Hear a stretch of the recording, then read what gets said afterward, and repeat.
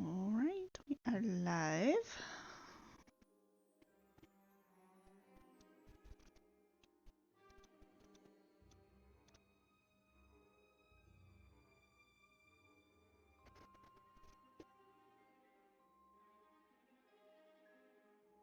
Willow has requested to do recap today, so whenever she's ready.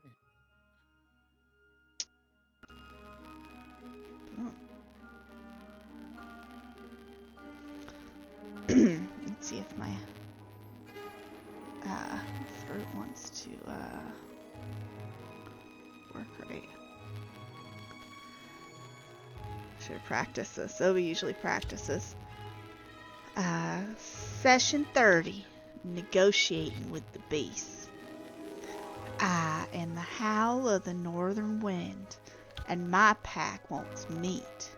My pack wants to be free of your hunters. That's how she introduced herself, the witch ward. A beast with eyes like dying coals and a voice that froze the air. Oak tried to reason with her to keep things civil, but there's no civility in something born out of cruelty. The witch claimed she'd been promised power and freedom by someone named Halgruka, a name none of us trust, but will surely cross paths with soon enough. She demanded 200 pounds of meat a day, calling it tribute. Every word she spoke, her pack crept closer, and the forest seemed to shrink around us. Then Oak saw it clearly. Not wolves, all wargs. Wicked creatures twisted by malice. We gave them our answer the hard way. Steel met fang, and the clearing turned red. The witch called for retreat, her haunting howl promising she'd return. And the northern wind may have quieted, but I could still feel it long after. We made camp by the river that night, bone-tired and weary. I stayed up late with my journal, trying to capture the chaos, while Eucondio sat nearby, silent and steady. I teased him like I always do, but the quiet between us lingered longer than usual. At dawn, Aldrich spotted a man in a sinking skiff, straw hat, patched clothes, and cursing like sin. Oak, ever the hero, swam out in gator form to rescue him, but scaring him half to death. The poor fool claimed a monstrous snapping turtle named Crackjaw had been sinking boats. Well, we tracked that beast down expecting a battle, but Dizzy talked instead of fought, and somehow it worked. Crackjaw, 7 centuries old and wiser than most kings, agreed to peace, and we celebrated that night with fish and crab, peaceful for once. But peace never lasts. Further south, the world twisted, forest of mushroom, a pit of writhing horror, and a cliff where we found a moonlit blade carved with warring dragons. And then a voice whispered out to Dizzy. Or was it a vision? In stone I must rest. In storm I must wait. A warning maybe, or a promise.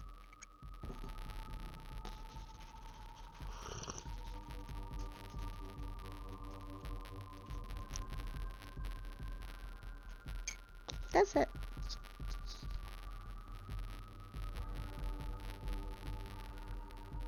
This whole ghostly like manifestation, I think everyone's seen.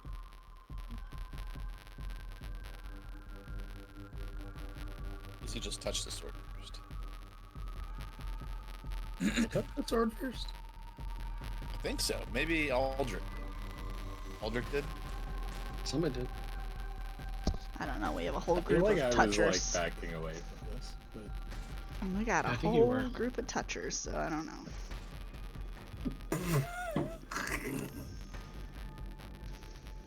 Listen, I see a sword, I touch it. It's not gold, so why would I touch it? I've probably touched it and forgot I touched it. Let's be fucking real. It's not a door. You didn't touch it. It could be a door. So Oh, closed-minded. Could be a metaphorical door. You're right. Yes, you guys all seen, I think, after Aldrich touched the sword, ghostly manifestation of a stone giant fighting off several hill giants as his kind of village and fell around him. And there was some recognizable armament on the assaulters in the vision. An immense hill giant dressed in blue wyvern scale.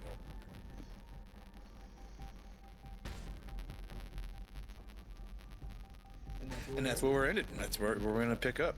You guys are, I think, approaching the end of the day, late into the afternoon. You guys found this ancient burial site, which you guys have identified to be belonging to stone giants.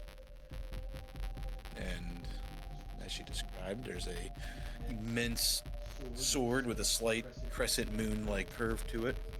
Wedged inside, there's silvery engraving all along the edges, like I described the sword before. But many of you have worked with some magical runes and things like that. It's like they're all missing. Like this, the sword's missing something.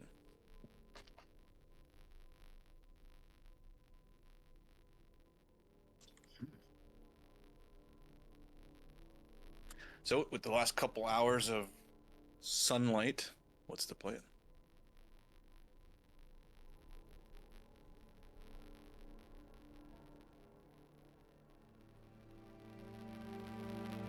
Does anybody have any ideas what would go in this sword? Dizzy, you're smart.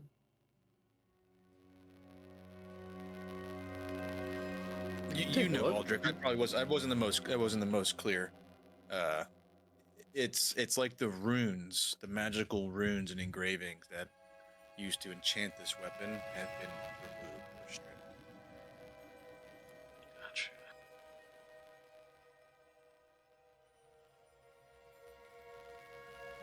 Do we think it's like if we find the runes, we'll be able to remove the sword from the ground, or is there some other type of magic going on here? It seems.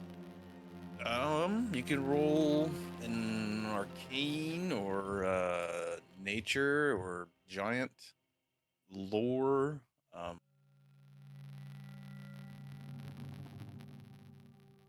Anything that you think would be applicable.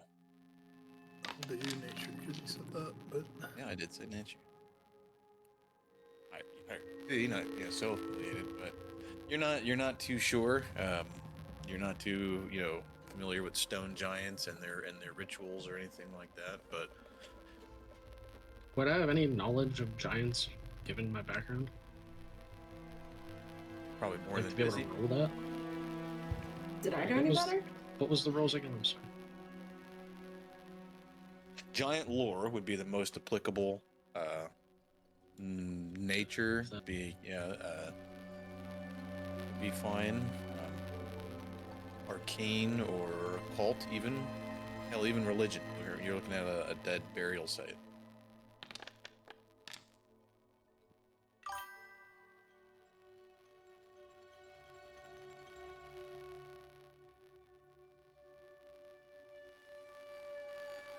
Oak, yes, and Aldrich, kind of you for sure, Oak. There was a request in the vision, a request for vengeance. In stone I rest, in storm I wait. Let none take my blade whose heart bears greed. When vengeance finds its rightful hand, the summit shall rise and I shall sleep.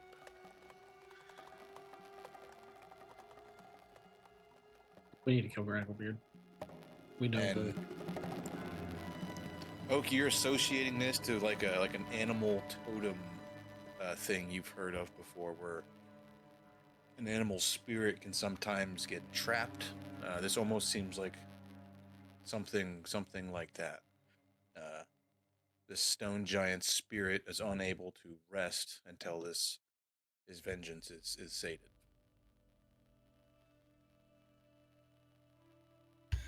Alrighty.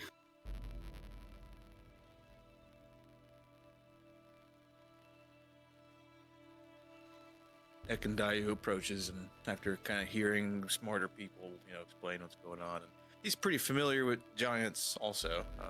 Actually, maybe not giant.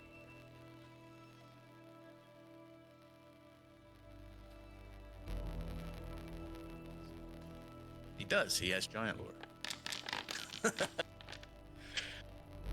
The easiest check, but he kind of puts his hands on the stone, looks at you, Aldrich. I swear, by my own blood, I will fulfill his request. It is my duty. My wife, and my child, Gragabeard has slain. I will see this through, one way or the other.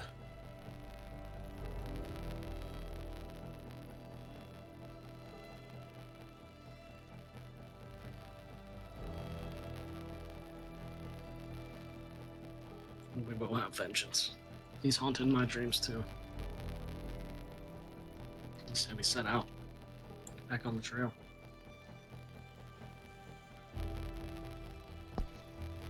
Well, using what's left of sunlight before it starts to go down, and you guys gotta look for a camp. You guys brought your horses. You're able to make a good little bit of distance in a couple hours, and no checks needed. Over the next couple minutes, one by one, you guys all kind of start looking at each other, like you smell something. You smell that. Smells like almost like burning trees or wood at first, but it comes more familiar to some awkward, large, like campfire-like smell. As you sit there and smell it longer, and you kind of look at your surroundings as the sun's going down, you can see Dizzy, Aldrich, Oak feels really good with survival. Ekandayu finds some tracks also. Several sets of large humanoid prints that are they're going east to west, like they were coming from the west, and they're heading east, maybe a couple hundred yards out in front of where you guys just stopped, maybe thinking about setting up camp. And the way the wind's blowing, which is like coming up from, it's blowing like northwest. Something is blowing up off of the river, carrying the smell of strong campfire, scorched meat, burnt meat.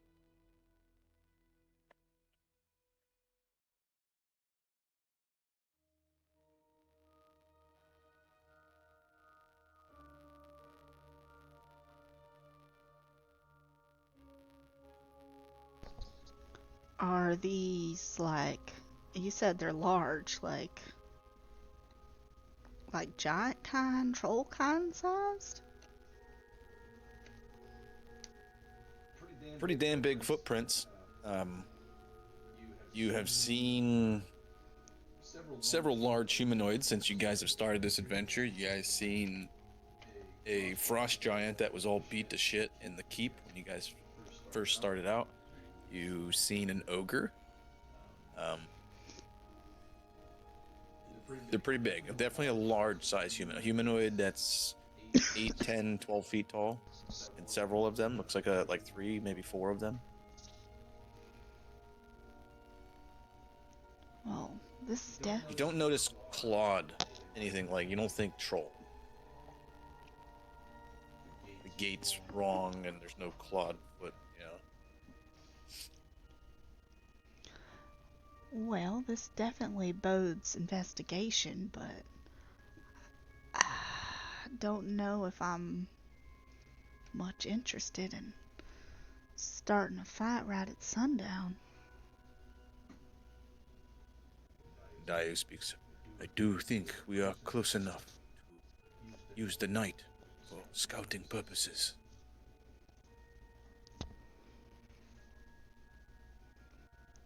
I'm all for the And scout. you know what? He will do a recall knowledge to see if he thinks how their vision in the night is.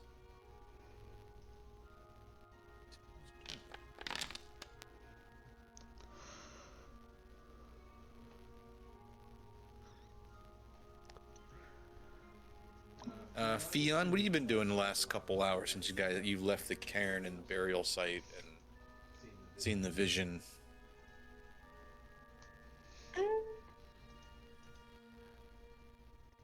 I, I want to say like he's not like too freaked out and is like ready for a fight.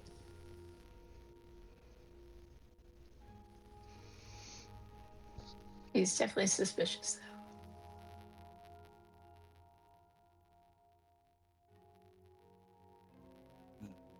What I know, hill giants do not see much better when it is completely dark out than us. But when sun is just rising or just setting, their vision sharper than ours. Sounds like a nighttime attack is the way to go.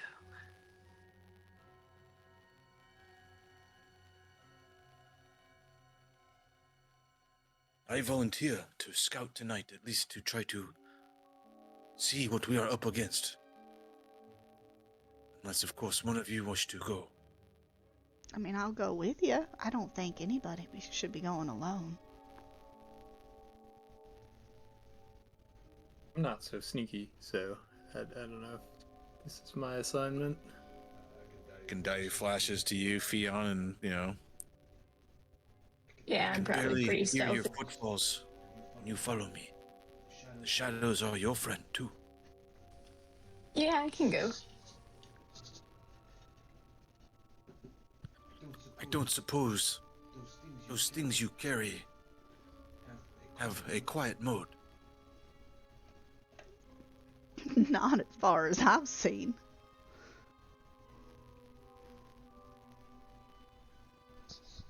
His magical crafting mind goes to work.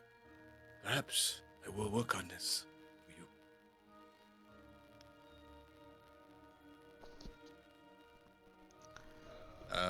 Oak, Aldrich, anyone else? I mean, I'm not trying to. You guys build your scouting party. I'm not. This is your field. I would like to go if we need bodies.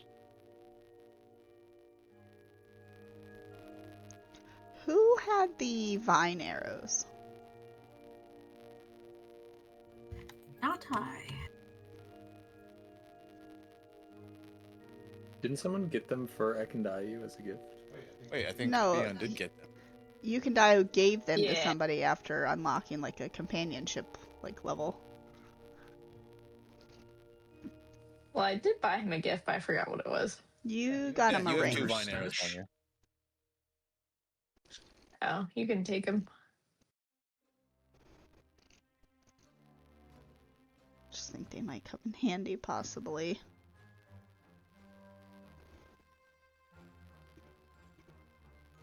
Well, those who are going, as you creep off into the night,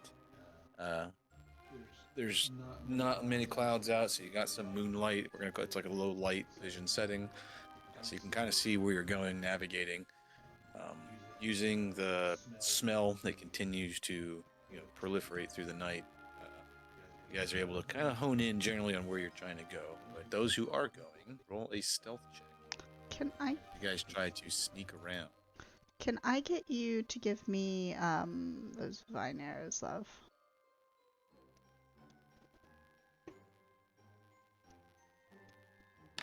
Did you what?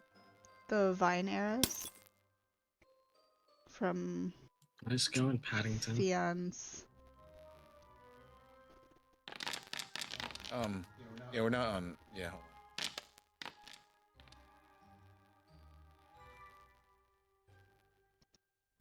on. Obi, can you apply that nat 20 to my character and not my character's dumb fucking pincushion? What? Oh, you're. Well, I Paddington's rolled on. for Paddington. Going. no, he's not stealthy, he's a bear. I'm gonna kindly leave him instructions to stay behind, unless we all go, in which case I guess All right. So we're just leaving Dizzy with the animals. yeah. Perfect. We need a pet sitter. I'll watch the horses. I can die you. Once you realize there's plenty of scouts going, we'll also volunteers to guard on. So stealthy. Nice. Aldrich, you get a few steps outside camp, and I don't know, you're perhaps you're hype, you're whatever, you're excited to talk, you're stepping on every stick, you're just are you sure you wish to go on this stealth mission, my lord? I believe I will not say anything. You are very stealthy. They will not see you coming. They will fucking Yeah. hear you, see you, smell you. All of it. You're right. I think I'll wait in camp with Dizzy. Right, Lindsay. You were that cat. Hey, I'm the Owler.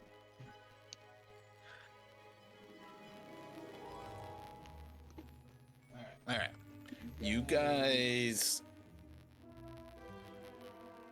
traverse through the night using the moon as your only sort of light there, and it goes. You guys go for about 200 yards or so. Very, very little trees here as you guys go further southwest. Move you guys. Boop. The terrain has low tufts of grass, barren, kind of almost like rocky landscape as you guys are approaching what looks like a valley almost. I got a cough.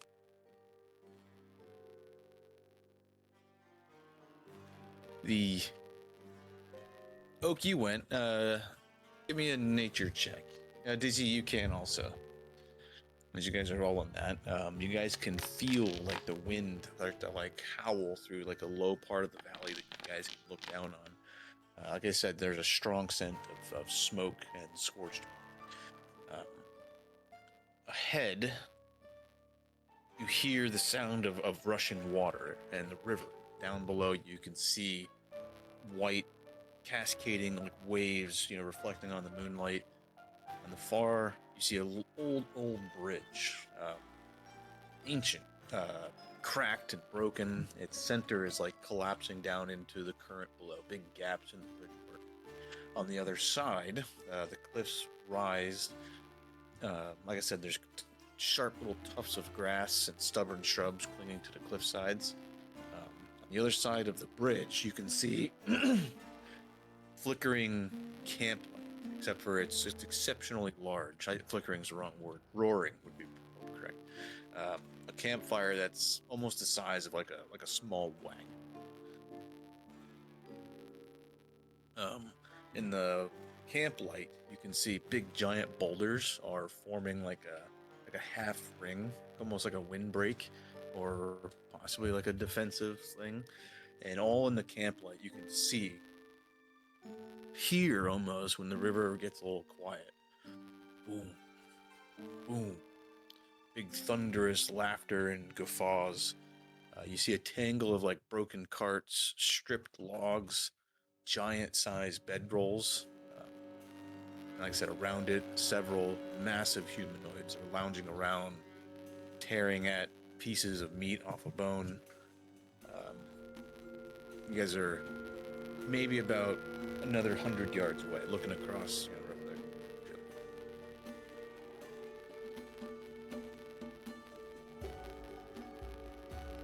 quick. Nature checks. Oak, you are looking to the east. You guys are down here on this like river valley, and you guys are looking east. And there's big giant mountains up there, probably about 150 miles away. But you see the cloud is like, the shape is darker all across the eastern horizon. There is a immense storm coming. You feel the wind get cooler. as you just, even that little bit of movement as you went up, the elevation and looking down into this river valley, there's definitely a pretty big storm. Probably going to be here tonight. Okay, I'll let them know. And Dizzy, that was the same check.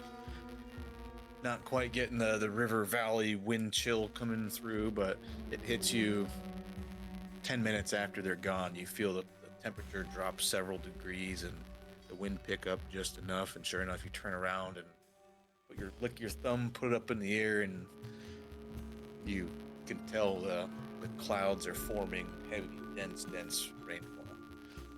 Even way out in the distance, you can see the clouds and lightning kind of scatter and light them up.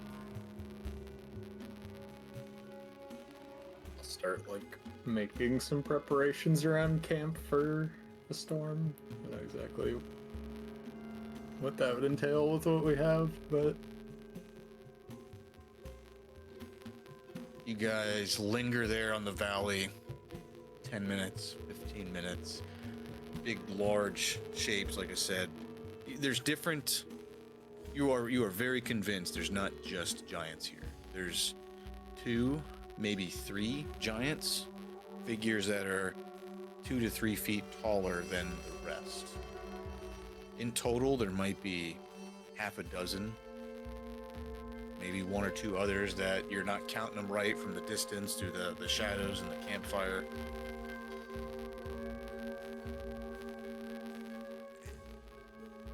Then there's a strange splashing sound, almost like some large thing is down there splashing around the water. And you guys kind of adjust your position a little bit, and then you can hear it. Fast, flapping sound, and you can see this. Not like the dragon that you guys fought, significantly smaller. Blue scales, kind of like reflecting in what light you guys have.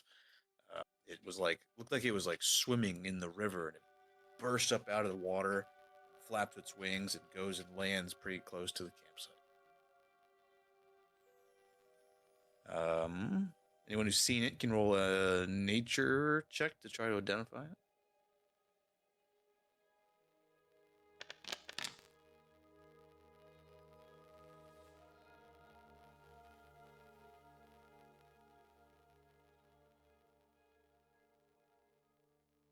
Given what you've heard, Oak, that is definitely a wyvern.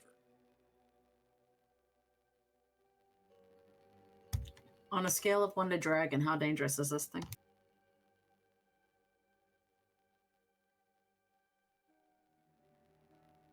Very much so like in the dragon family. Minus just having a back legs and no front legs. Typically way more animalistic. The intelligence isn't nowhere near what a dragon would have. What was your roll? No, she had 23. She got It's 23. 14. Yeah. Oh, yeah. That's just good. Very fast avian predator known for exceptional dive speeds. What color is Most this thing? dangerous thing is their horrific tail stinger. Their venom is exceptionally potent.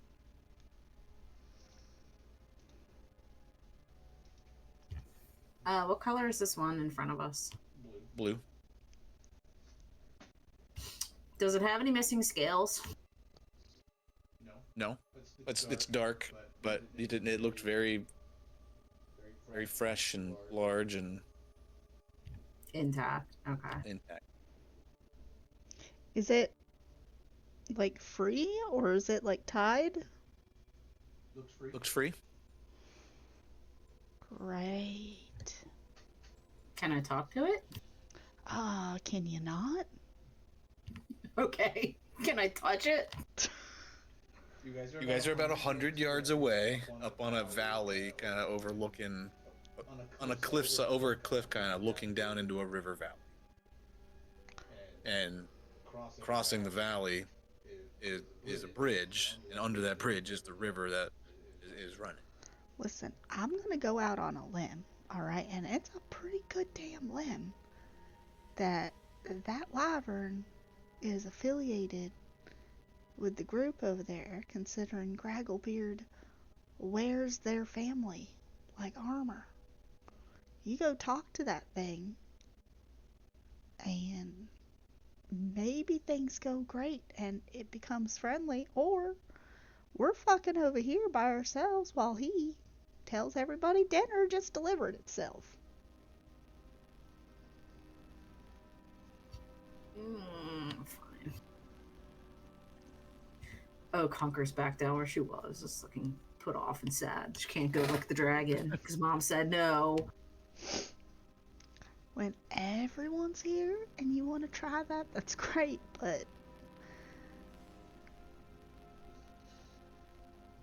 I'm a little nervous about being dinner.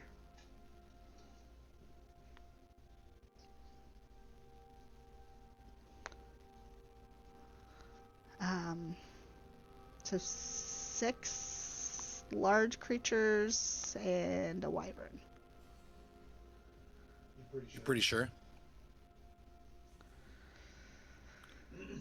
You guys are looking pretty far away, and you're counting shadows around a campfire. Now, every once in a while, 1 or 2 or 3 will get up, disappear, and then you're tracking the exact numbers. You think half a dozen.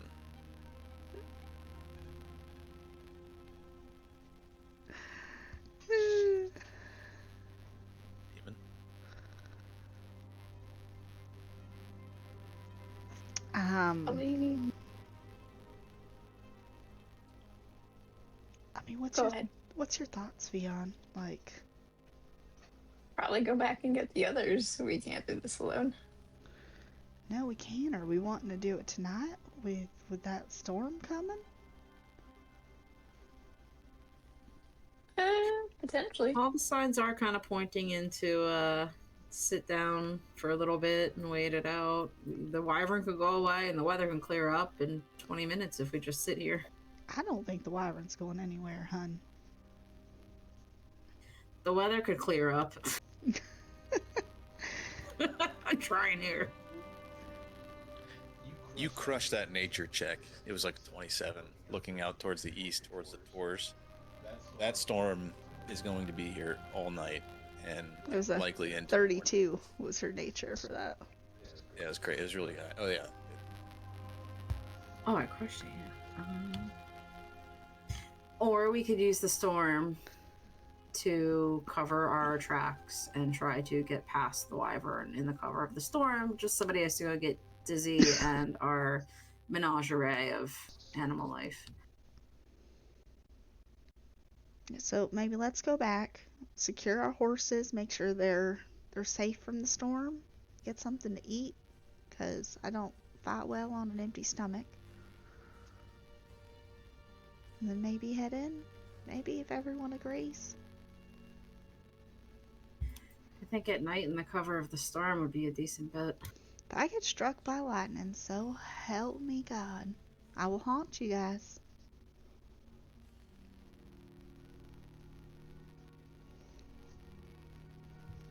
Oak just pats Willow on the head. I've lived in the woods all my life, and I've only gotten hit by lightning 3 times. You're gonna be okay.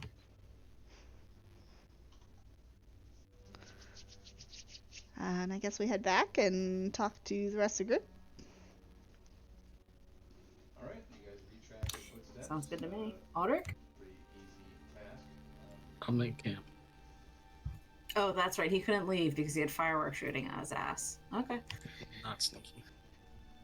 Very short order. You guys return and you find busy mid preparation of like. You're not coming through your mic if you're talking. No, you're not. Oh, whoops, sorry. Boom. You guys head on back. Quick, you guys able to find your way back to the camp real easy. You get there, you see Dizzy is kind of like organizing like some storm preparation effort already. He's got Aldrich and Ekandayu doing whatever you said you were going to do some prep. So you can elaborate on that, Dizzy. Probably just like tying up the horse. Do you tie up horses when it storms, or is that a bad idea? I don't know. Making sure everything's tied up and like tied down so it doesn't blow away in the wind. You can tie them up because they will run in a storm. That's kind of what I figured. Dizzy would know. I would not necessarily know. I'd say if it's like your farm, you'd probably like not have them tied put up. them in a run-in Like shed not if it wander, were- but yeah. So Yeah, but if it's your storm, we don't have a run-in shed or anything like that. They would probably just bolt if there's strong thunder or lightning. My cousin had to bring her horse in during a storm once, and he reared up and brought his front hoof down on her forehead, and it was a shit show. So yes, they will spook. 4 hoof to the forehead. Basically, yeah, it was kind of scary. How was her forehead by the horse's fucking hoof? I said he reared up.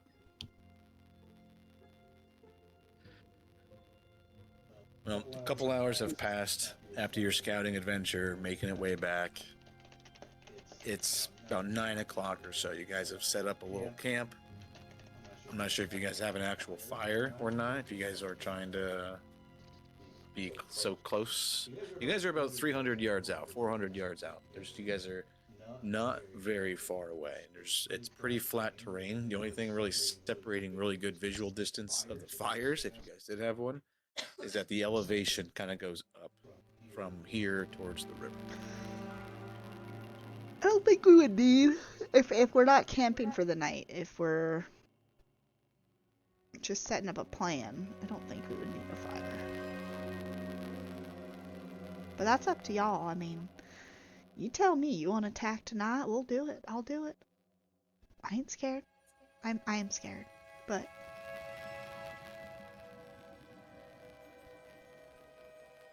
It'd be good cover for an ambush.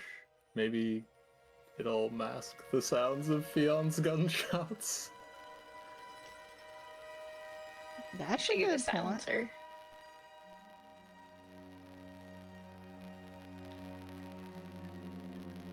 So very little camp setup gets done, and you guys have a little montage moment as you guys check your and what's going on. You guys are getting ready to going out tonight, waiting for the storm. I think we should set out as soon as we have the strength to do it. If everyone's in agreement, because we can use the storm to cover our I just stare at Aldrich. Our sounds. I can tell you. What do you think? If we are to be caught in the storm, I think we should use it to our advantage. For they might do the same. How do you suggest we use it to our advantage?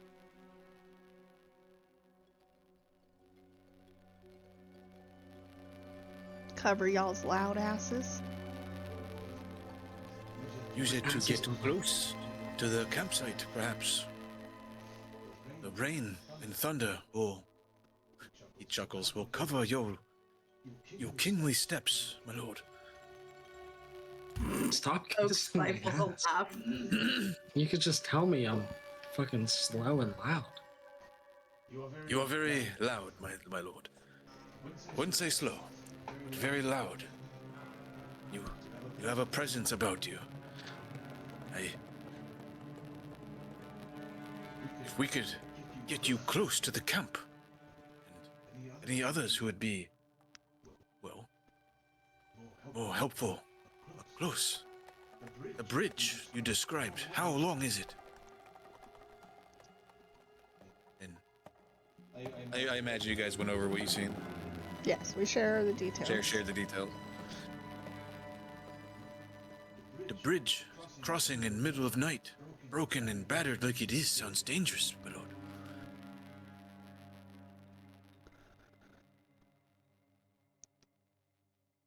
I think we either draw them across the bridge to us, or we use the storm and find a way to cross in the night.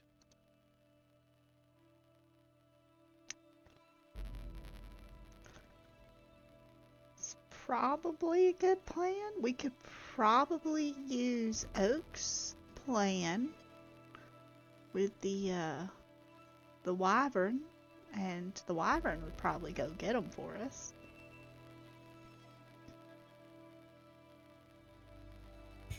Thought you told me not to lick the wyvern. Well, don't lick it. That's just weird. You don't know that. I did across many animal species, licking and sniffing of anuses is a perfectly acceptable way to greet somebody. You're just mad I never sniffed your anus. Wow, you are never allowed in the kitchen again when I'm cooking. Oak just grins and kind of wags her tail.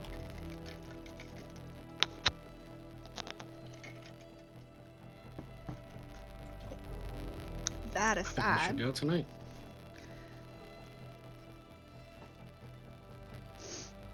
Well, I encourage to have everyone check your magical equipment, your consumables, your possible one-use type of stuffs. Check it all. Montage mode. Making a drink. Don't listen. We Did anybody bring have, healing potions? Sorry.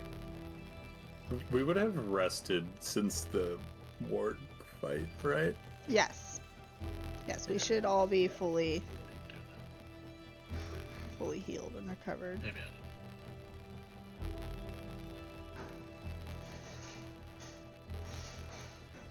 Let me check my spells. Yep, spells are looking good.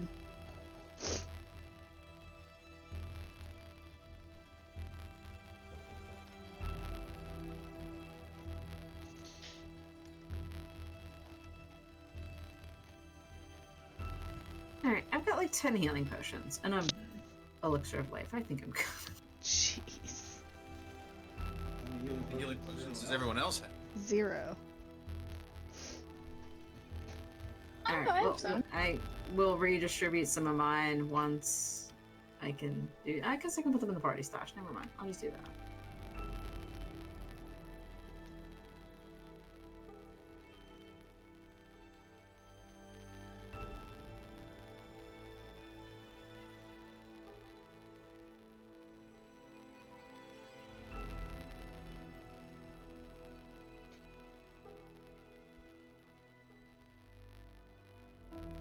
Where in the hell did the party stash go? It's in the same spot. hit the actors button, and then top left, the piece of paper next to the founders. Oh, I was hitting the tent.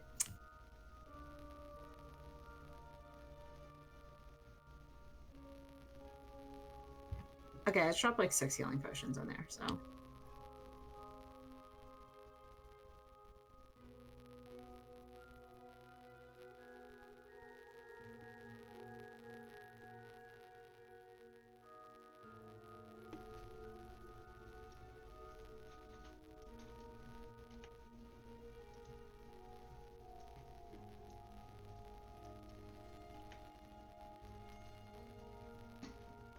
Awesome. Thank you. Another hour has passed. Hour and a half. Dizzy and Oak, you feel like the temperature has gone down at least another couple degrees, and you guys can all start to feel slight little lightest raindrops start pitter patter. I'll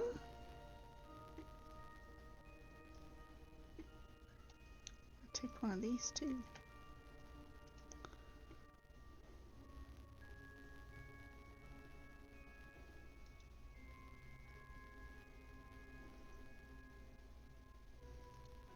Off in the distance, the storm clouds continue to condense and rise. And was a cloudless night is quickly becoming the opposite. Huge thunderheads, lightning strikes off in the distance, cascading light in the all off to the east, almost like the vengeance for this fight is calling the storm itself. Storm of vengeance.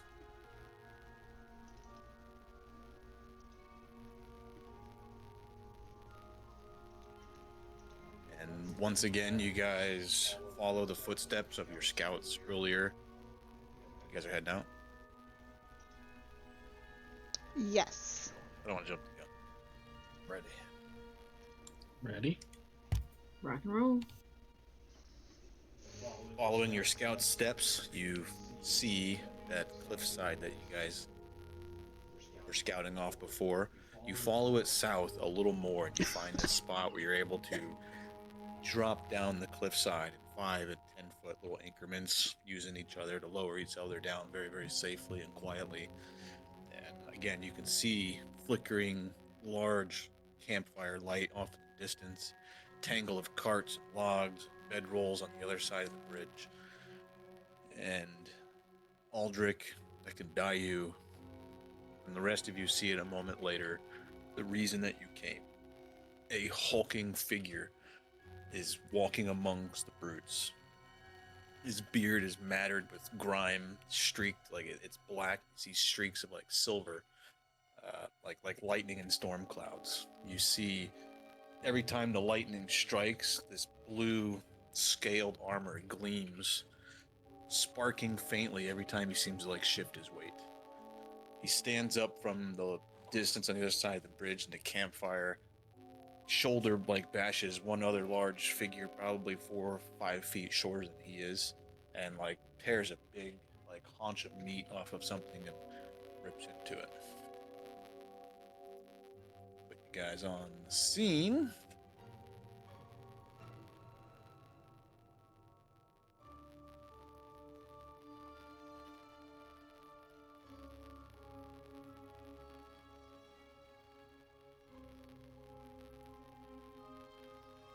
Really dark for you guys.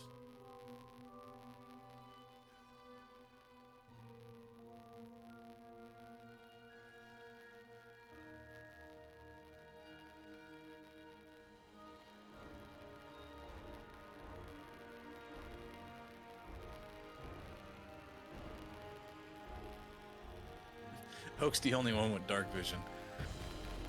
I'm gonna I'm not gonna make it lighter. I do. I want it dark, but I won't. Oh, I just seen darkness here.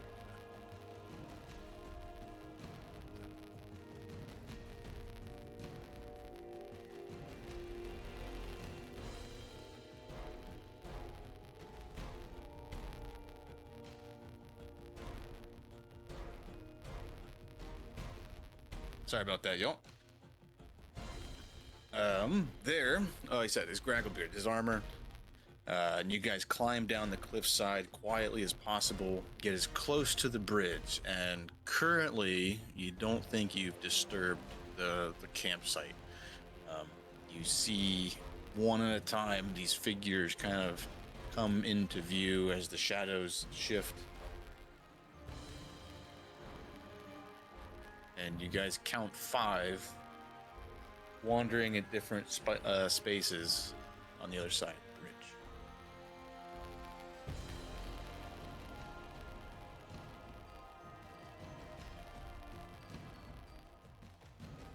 And he is actually supposed to be curled up over here.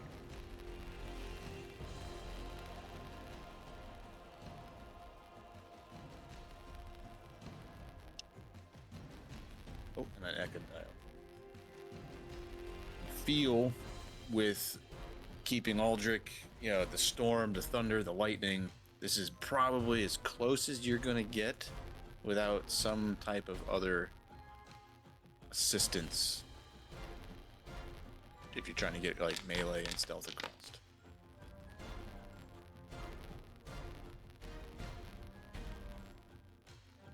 Well, I mean, feel like you could pretty stealthily with that type, like stick to the railway and shadows and get pretty damn close. But what is everyone else? I'm gonna go Dizzy Morty. Morty led you down the cliffside here, like I said, quietly as possible. You're on the western side of the bridge.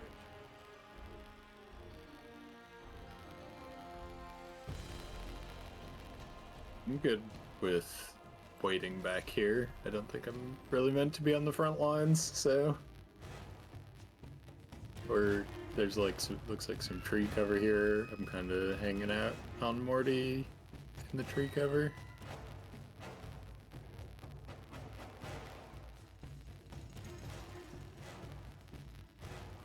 Beyond? Uh, I probably should get closer because I'll need to shoot one of the humans.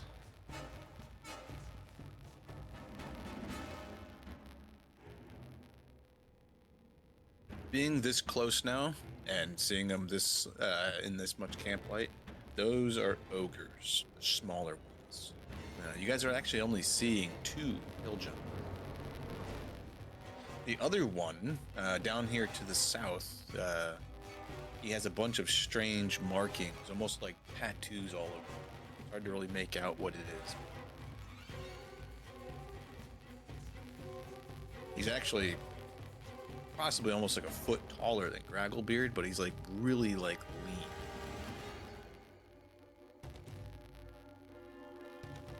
So anyone coming up to the bridge to cross it, I do need a void notice, a stealth check, if you're trying to get... If you're not even, you're just still in the dirt. Is that acceptable? Yes. Hey, Obi, I'm gonna do this roll, but did we fix... Shouldn't I have bigger animals in my animal farm list?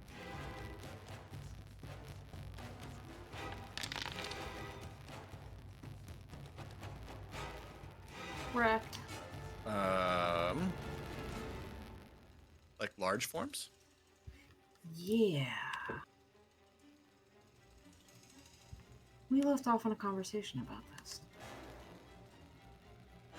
Second level, animal form. Upcast. No, at 7th level, your battle form is large. Okay, okay. You just have to make sure you cast Untamed or animal form. Use the focus point thing. Yeah. You use Untamed form to cast animal form at 3rd level. Is basically what you're doing. All right, so Willow, Fion, and Oak, you guys are able to move up onto the bridge if you wanted to. If you made those steps. So Oak and Willow. Fion's holding up. Before people start to cross, do I have a sense of like how far these things could probably throw whatever they're holding? Because like, or do they have? Does it look like they have any weapons that have like significant range to them? There was a little description to some stacks of boulders and things like that, but there does seem to be an unusual amount of broken bridge material collected on the eastern side of the bridge. And roll a recall. Not. Let me see what it is.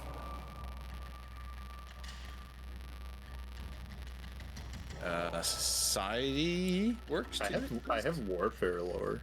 Warfare. Yeah, sure. Yeah. Love that actually. Lower the DC. Not that low. Dizzy had a thought that maybe a bunch of ogres, and we have guns and bows and spells, but if there are piles of rocks over there that they presumably can throw, I think we can piece that one together.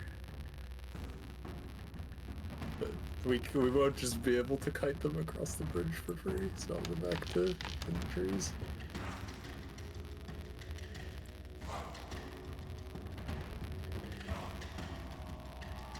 Anyone else with warfare lore can roll a check. Or siege or anything related. This guy. What's this fucking aura he's got around? Oh, target.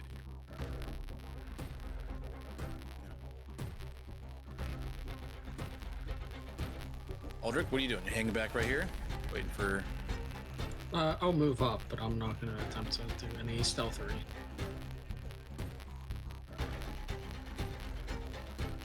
You get... There used to be bridge work where you are, Aldrich, and the moment you get this close, you have like one of those flashes of memory, and it goes back to a dream vision you had months and months ago. As you got smaller and smaller and the vision Gragglebeard approached you, thundering footsteps through like smoke, shadow. He seemed to grow larger, and it was like this challenge. It flashes once again, like, except for it's different now.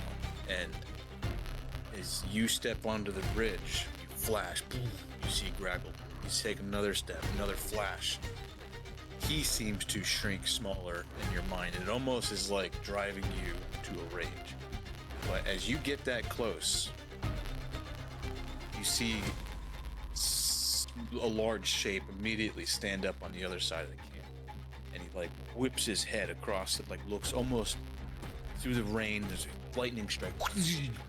Thunder looks all the way across and makes eye contact. You feel it. Gragglebeard takes a step. Looks all the way across the bridge and looks right at you all. It is you again. You've been in my dreams, Tiny King. Points his hammer right at you. A warrior who would bleed the land itself. Fierce enough to carve a throne from stone. Sniffs the air. With his other hand, he points a large finger at Ekendayu. Somehow, seeing him through this amazing stealth and shadow, he's right in front of you, Oak, and he seems to just blend in with the night. In the night, his grin widens. And you, the hunter who never quits, the one who stalks my shadows. I've smelt your arrows in my sleep. Suddenly stands up, straightens, and like almost like adjusts his shoulders and like his back, and like snaps his neck left and right. And you can hear it's almost like a thunder. But for everything, a moment, it seems to all go quiet. You hear nothing but the river below you, Aldrich. Fractured bridge in front of you. The air seems to be charged with lightning. You see, like, as lightning strikes in the distance, it seems to, like, pieces of it, like, almost seem to, like, mirror and crawl across his armor. If I'm your destiny, then come and claim it. Roll for initiative. Wait. Oh boy. Damn it. Not do it.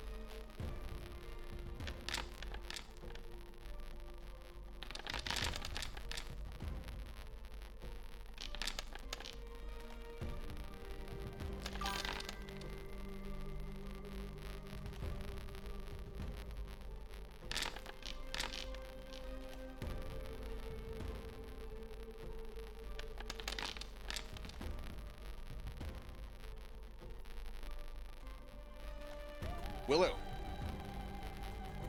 Hiding in the shadow, you, as his voice was booming and he pointed at Aldrich and then waved his finger over to the Ekendayu. You seemed to like shrink down smaller into the night, like he wouldn't see you, but it was really you just coiling your legs and your feet ready to spring. You are first to go. Nice. Willow will move up 20 feet.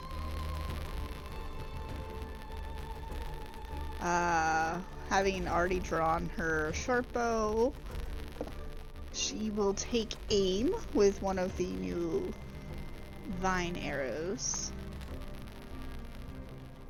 and try her best to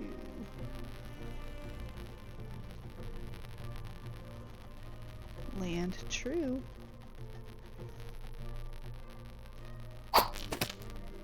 Ah, it was on an 18. The shot looked good, but like at the last moment, like you're creeping. Over your mic. Yep. The shot looked really, really good, Willow, but at the last moment, he seems to, like, as you pop up out of the shadow, he, like, makes eye contact. He just turns the thicker part of his wyvern scales, like his shoulder, like, to catch the blow, and it just bounces back. Awesome. Well, crap.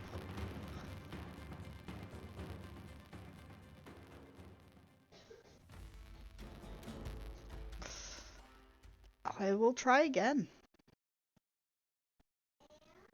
Oh god, it's lower. I'm gonna go for this other one.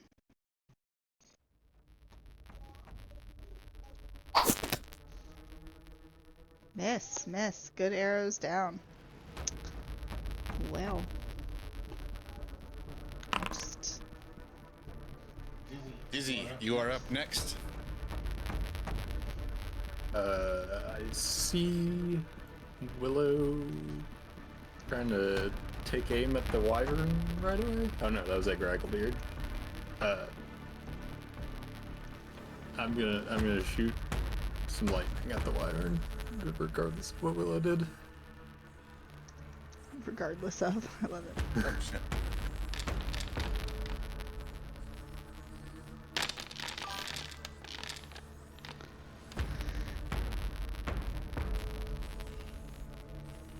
Shit.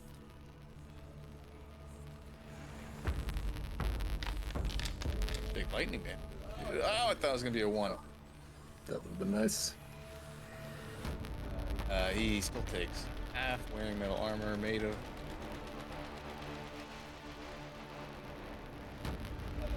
You know what? I am going to give him clumsy 1. I'm gonna play the rule of cool that there's a nature of metallicness to the dragons. And then, since the jig is up, Morty will ride me more towards the center of the bridge. It's returning.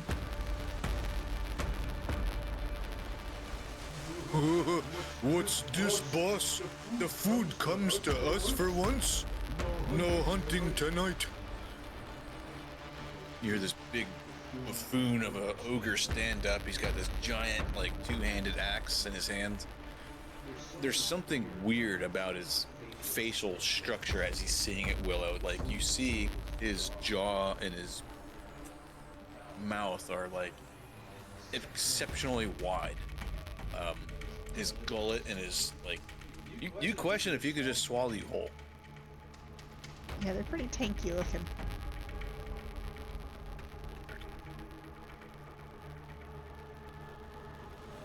One action, and he'll use his other one to come on across the bridge.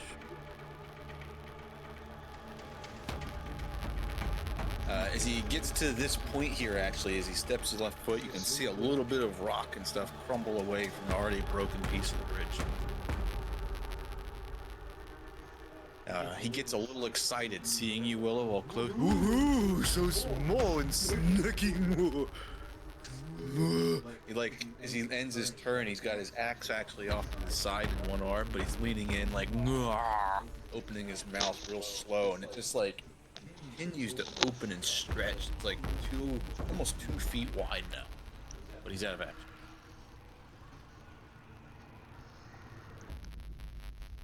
Great. Wyvern was a little bit farther away, but he's going to use one action to fly immediately. Wings start flapping. He ascends 30 feet in the air.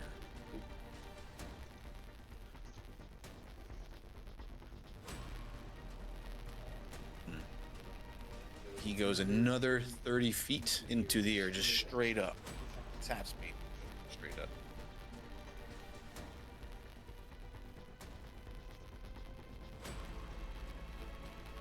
And he just seems to be, like, getting elevation, and you can see, Dizzy, you're looking right at him. You're trying to, like, track him. The effects of your spell still, like, crackling along his body. And he seems to just, like, being... what any avian predator would do is getting altitude.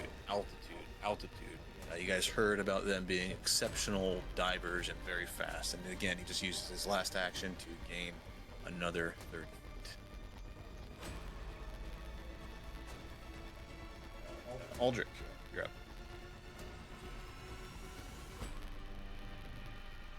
Aldrich will use his Cloak of the Red Guard for 2 actions.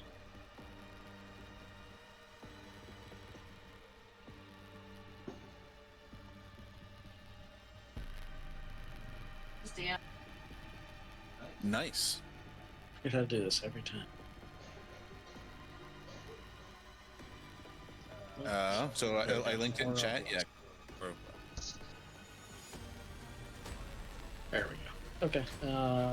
Third action, I will rage. I will rage and point my sword directly at Gragglebeard and just yell at the top of my lungs, just a war cry.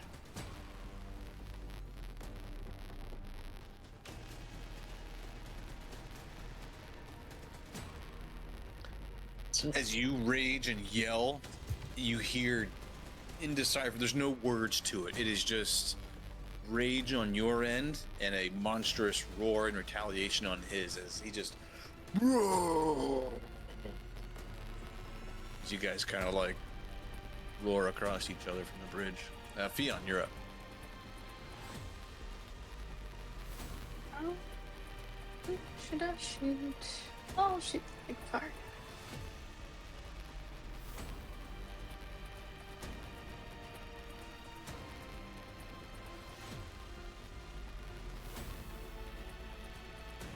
Sorry, G.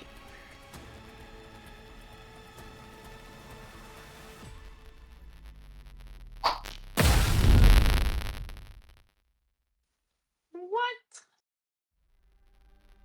Am I too far? Range penalty -2. That's not bad. Oh, you missed by 3. I wonder if I want to use my hero point. I might use my hero point. Also, remember hero points, guys. Anytime the way to get them back, you're not just stuck to 1. I mean, but anytime you get super flavorful, get all RPE and be like, do a fucking running jump off the balcony and I grab this chandelier and then I flip off the chandelier and as I'm falling, I fucking reload my gun and then I shoot the dude. Can I do that? Yeah, I don't know, whatever, crazy shit, you know? Well, probably all about giving hero points. Third action is reloading, so I am done. Theon, as you are focused in on this other taller, he's actually, as you see Gragglebeard, you look left and right about who to shoot. This guy's actually, like I said, almost a foot taller than him. But he's like way less muscle mass. And as you shoot him, he like, ugh. The blood runs down his chest a little bit. He kind of like sticks his finger in the bullet wound and you me.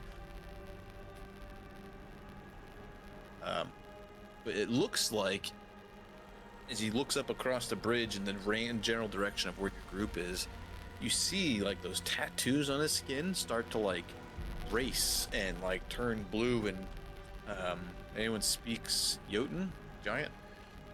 He starts, oh, toy of the old tongue. It sounds like he's trying to cast some sort of primal spell. Oak, you're up. Oak and Dizzy, you immediately can recognize it, being primal casters also.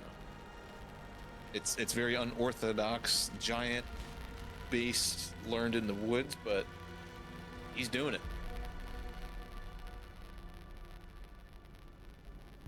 I am going to use. Oh, now, first of all,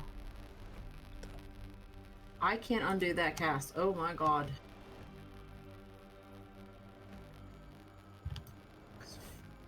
Are you not casting it?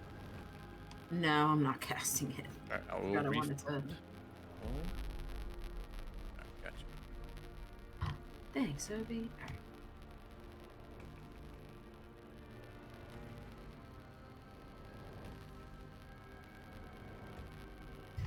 Oh no, wait, I read it wrong. I'm an idiot. I would like to use all 3 of my actions to cast this on my whole party. I've never used it. Yeah, I see that. It's really cool. It is super cool. I've never used it before. Yeah, that's actually, I like that a lot. This reminds me. What are those spells that used to be in like Cat's Grace and Bull's Strength? It reminds me of standing in line in Molten Core waiting for my paladin to give me fucking kings. Alright, so you're spending all 3 actions. Yes. Everyone within 30 feet, and what one are you doing? I don't know. That was going to be my next question. Guys, what do we want?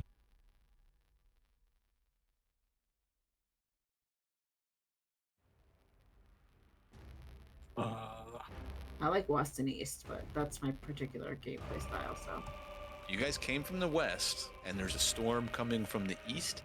So, Oak, sell me, flavor it up as you cast this 3rd level spell, the 4 hunters, and buff your party here. Give me a sec.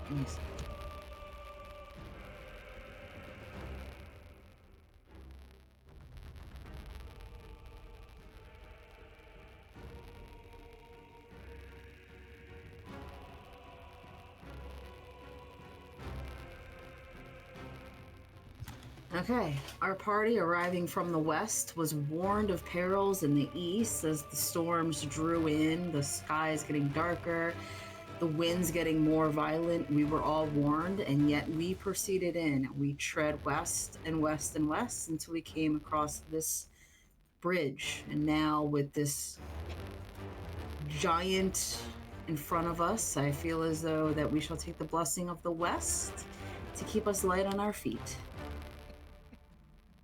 Oh, shut the fuck up. You know what the fuck I meant. She was raised in the woods. Do you think she understands compasses? Actually, being raised in the woods, I more than anyone else should understand fucking compass. You don't know what a compass is. All right, so I know what the sun is. when you drag the effect onto your character from the chat right there, you guys should get an option to choose which one. Choose east.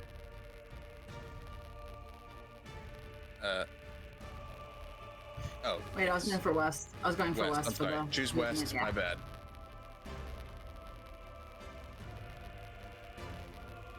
There we go. Plus 10 to speed. Enjoy.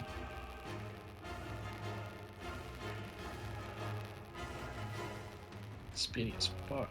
That's really good. I like that. So, he has all 3 actions to do that. Everyone within 30 feet's got it. I can die. Do it. West. Morty gets it separately too, right? That's pretty awesome.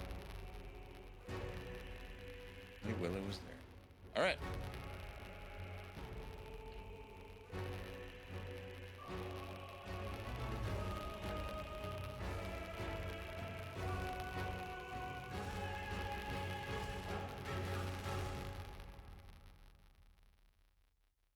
Fion, as you focus on the guy that you blasted, as you continue to watch him, he keeps chanting in this giant old tongue, and you can see as he's doing it, you see like this mud ball seem to like pull up from the bottom of the riverbed or the bank near below him.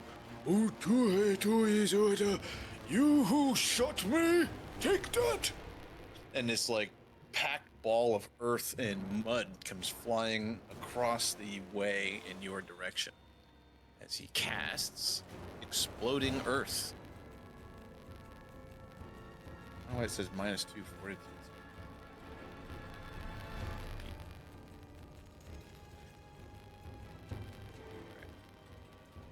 Old. Link that.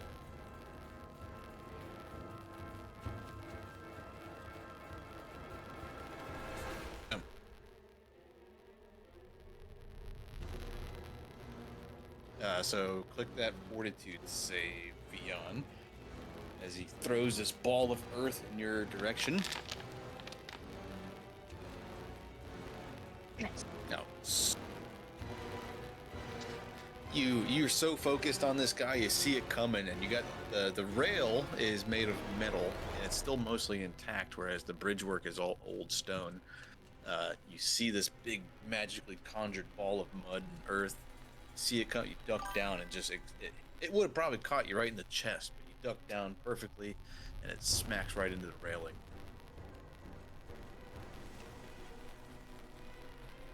Huzzah.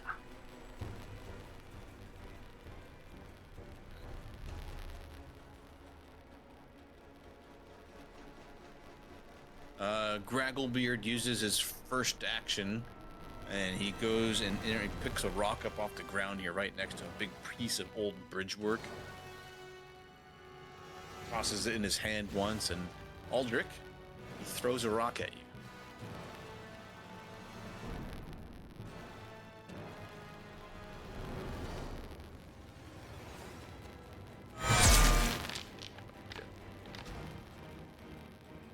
this 2 foot in diameter boulder just gets chucked at you at probably almost 90 miles an hour. And you're like, you get the sword up, and you're like, you wait too long on like parry, deflect, and like you wait to rely on speed. You know, it's not your greatest asset, and you can dodge a wrench, but no. This boulder comes in. You take 34 points of damage. Oh, fuck. Jesus.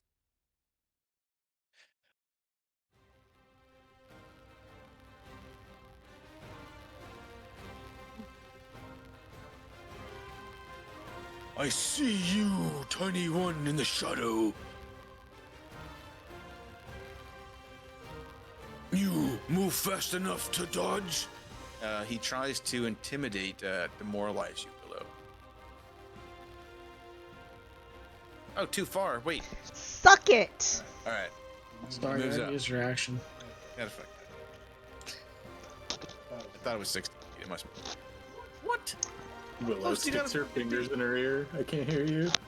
Stick my tongue out, blow raspberries Close do you gotta be? in that hole. You gotta stand in that hole right there. What the fuck? Oh, it's 30 feet. I'm still 30. Alright, he's got plenty of movement. My bad. I'm gonna mouse over here and see. Boo. What? You are frightened 1, Willow. So he threw a rock.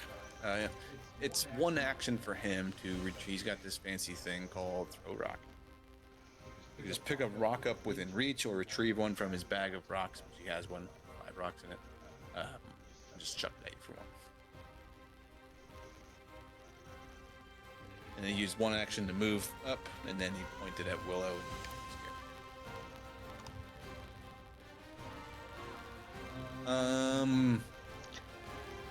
This ogre. Everyone can give me a perception check, warfare check. That's it.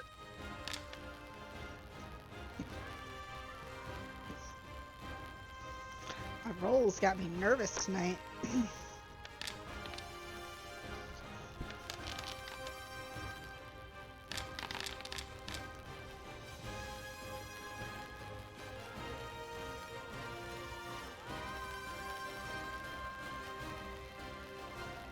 Aldrich, Senate, I did.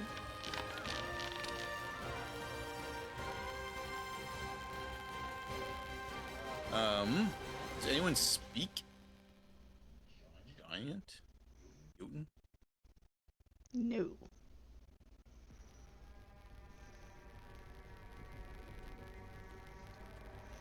Yeah, he does. They both have in there. Hold.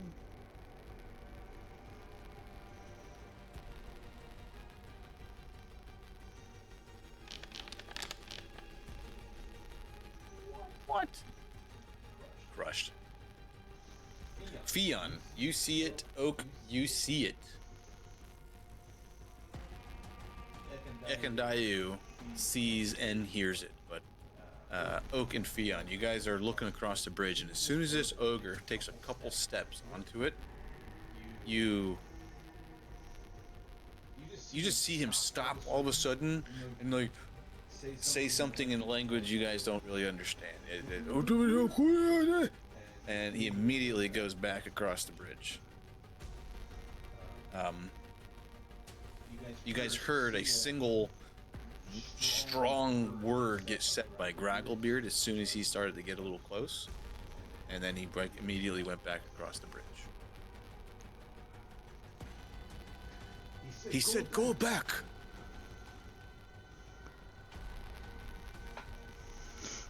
And he almost seemed worried for a moment.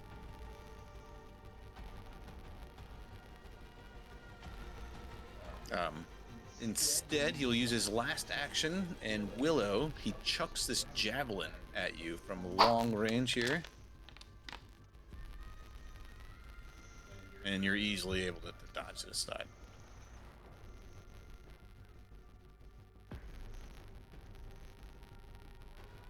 Hearing this ogre here kind of does a weird set of like pacing back and forth. He smashes his like club on the ground, spends an action going back and forth, spends another one going here. You hear some like argumentative like language. And Ekandai says, "They are not happy about not being allowed to cross the bridge. They want meat. Our meat." Willow, you're up. Well, Willow is going to attempt to confuse and harm this little creature in front of her. So she is going to whip out her daggers. And she is going to do a little tuck and roll action. Sliding back behind.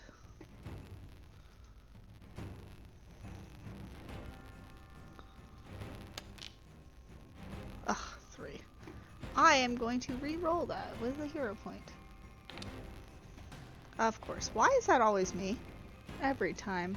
Obi's not here to witness it, of course. It's been me the last few weeks too. Oh shit! All right, hero point now. I did. That is the hero point.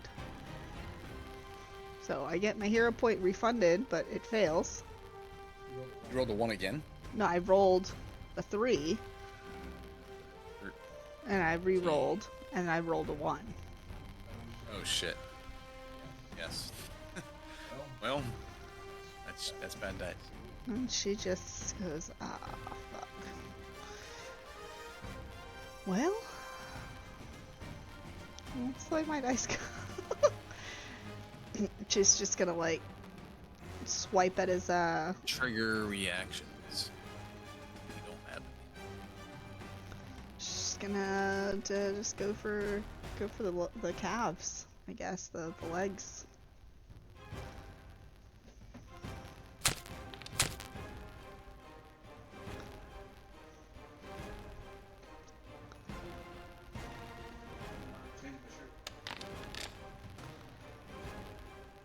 So she will swipe with the left and swipe the right of the daggers, just like stab outwards both sides. Oh shit.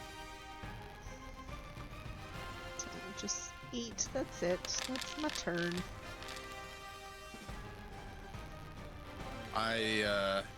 Izzy, I'm gonna jump in front of you real quick because I hosed the kingdom, the group here a little bit. Ekandayu, I failed to roll initiative for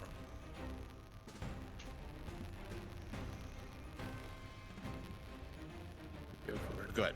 Go proceed with your turn. I'll just he's overwhelmed with rage and the sight of Gragglebeard. He flounders his first turn, struggling with his arrows. And he finally gets his composure, says what he said, and identified what was being talked about. He'll just go. First action. Whoops. Battle Aldrich. medicine on Aldrich. And then Morty's gonna Okay. ride me in. I giggle every time You you can say carry it like Morty? that. And then gonna cast a spell as my last 2 actions. Yeah, that's Morty's character sheet. I was like, where are my spells? How far away? Oops.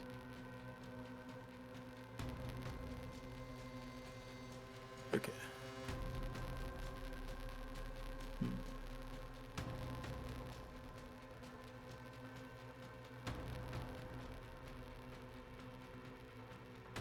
I don't actually know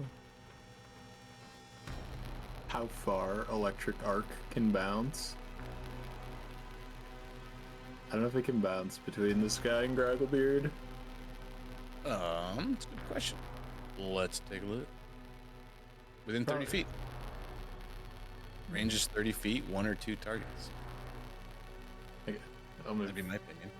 one more square forward on Morty then. Yeah, I guess if they're both within 30 feet of me, then I can just hit them. But, yeah, we'll cast this, and I'll have some more lightning. Lightning, a little thunder. Failure. Success. That is Half, and then this guy gets double damage.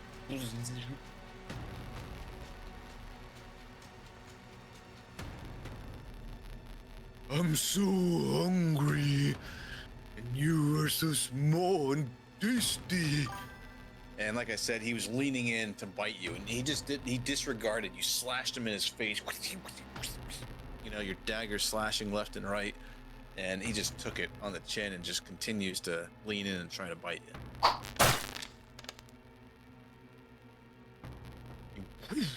Just dodge to the left just in time, put your hands on his face and try to like push it down into the railing, and his face smashes into the rail guard there.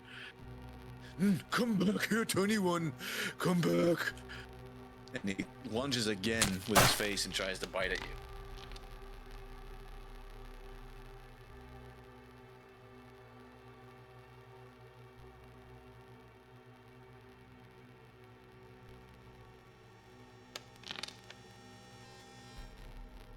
You take 14 points of damage.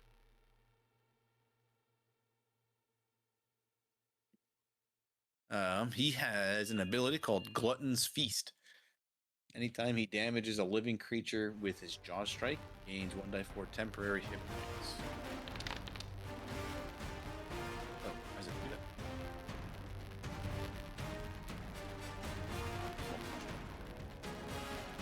that? And his last action is, because he bit you, he's going to try to grab you. Wait, damn it.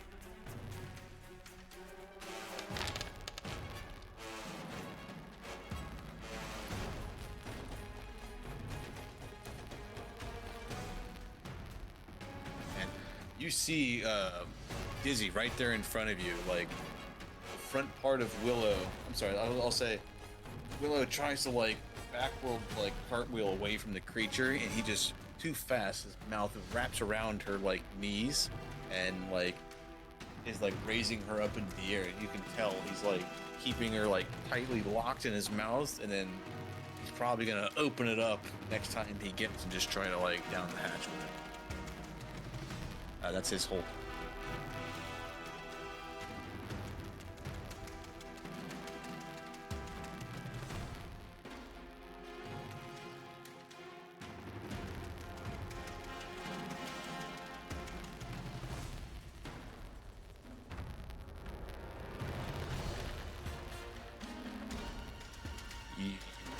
Wyvern turn. Yeah, he flies now horizontally about 60 feet over, almost to your side of the field. Kind of like circles for a moment as he's doing it, kind of like evaluating targets. And then Dizzy, you think it's you for a moment, and then Oak Ekandayu, he dives right in your direction. This time going for Ekandayu. Oh, no, you can't do that. He flies a little closer instead, and while he's doing it, he descends down to 30 feet. And he just continues to circle. Aldrich, you're up.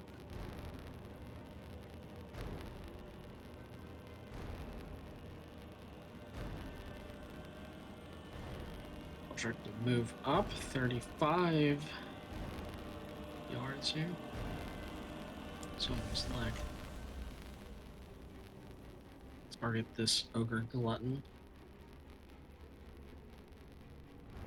And utilizing plunge, strike out.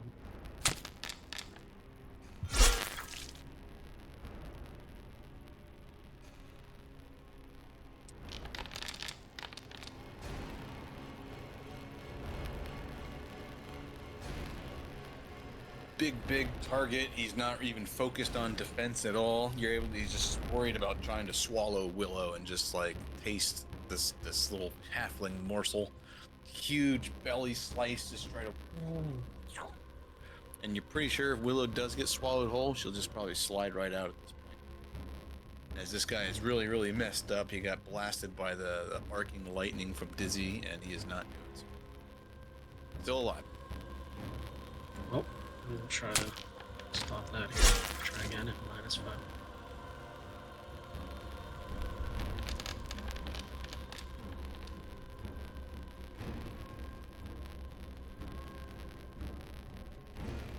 Creature almost goes down. He drops to one knee for a moment, but then just like grabs a hold of Willow and just is like trying to force her down with two hands. He doesn't have actions or anything.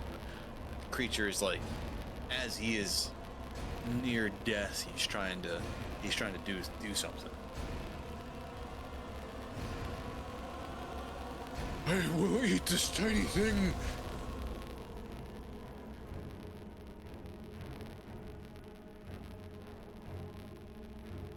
You had to move, so Fionn, you're up. And then Oak, you're on deck. I'm listening. I'm in water.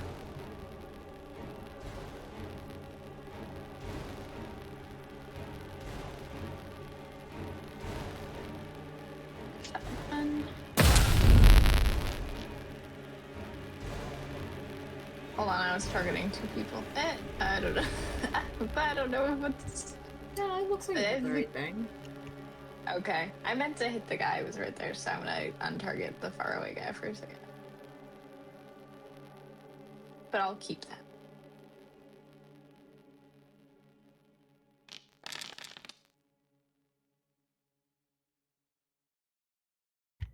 Oh, beat us 13 damage. Kill it.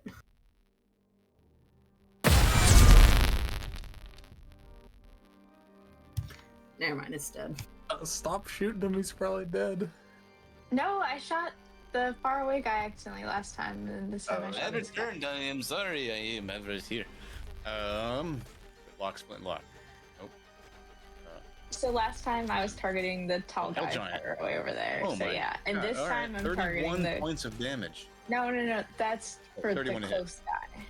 For the close guy. The second one is for the This one takes 13. She doesn't roll damage for this one. Our guy takes their kick. Oh, critical. Gun. Yeah. And that's my turn.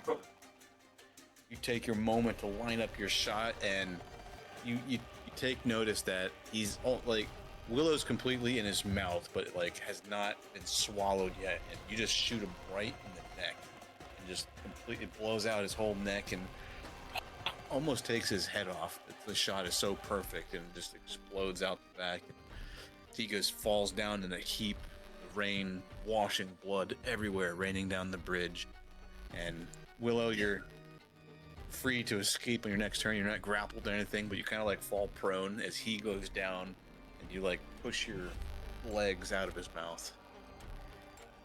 Beyond looks at Willow. It's like, you're welcome.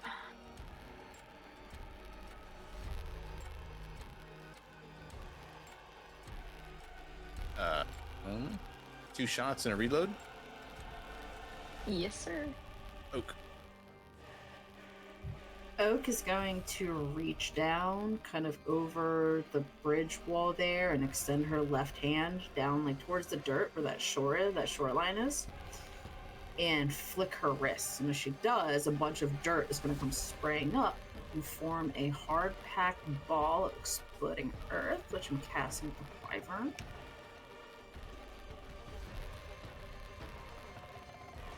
Oh.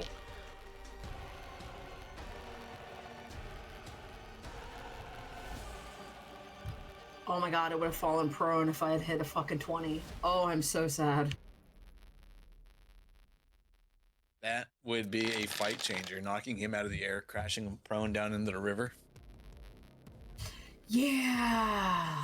Exploding earth jutsu. Or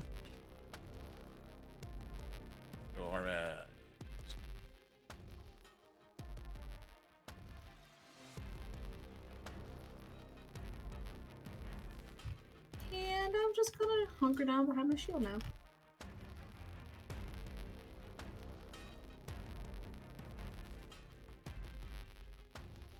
Well, if you do crit, it takes double damage, but it does get a saving 14. But still, that's nasty. Would have been awesome.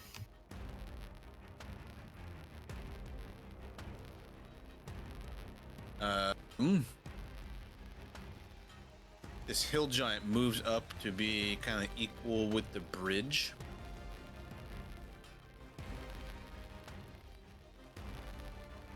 Hey, boss, I'm really feeling the thunder. And he starts to like reach up to the sky, and you hear him chanting in Jotun once again. And the lightning, you all see this bolt of lightning come down. It was like off in the distance, but as he's finishing casting and this primal incantation goes off, Oak and Dizzy, you recognize it. It is. You're not sure how this giant, where he learned it. Perhaps he was just born with it. That is rare that giants are born with some type of sorcerer's blood. But he catches this lightning bolt out of the sky and then like points it right along the bridge line, along towards Willow, Aldrich, and Fia.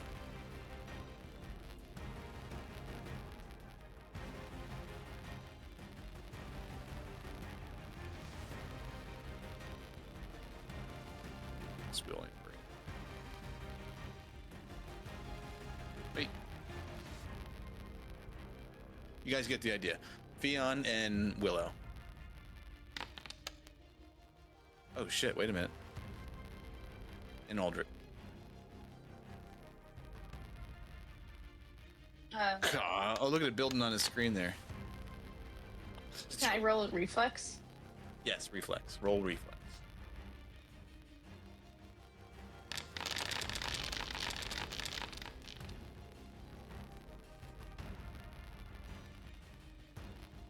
If you fail your saving throw, you take 35 points of like electricity damage.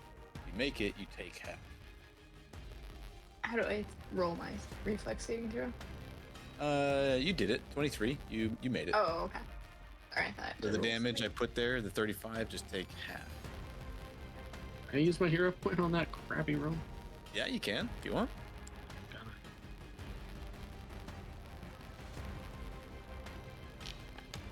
As quickly as a bolt of lightning came down from the sky, dissipates in a flash of light.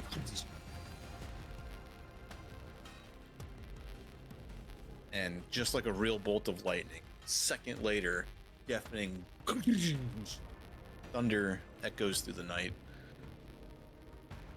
That is his turn. He moved, cast spell. Your companion, Ekendayu, getting his composure finally, he looks at Gragglebeard and he goes singular focus on him. He uses his first action to hunt prey.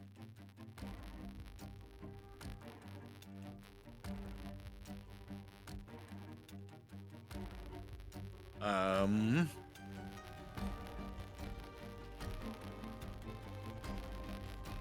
then he will use his second action to make hunted shot. He makes 2 quick shots against the one who he's hunting. I combine their things for damage reduction. Basically 2 shots for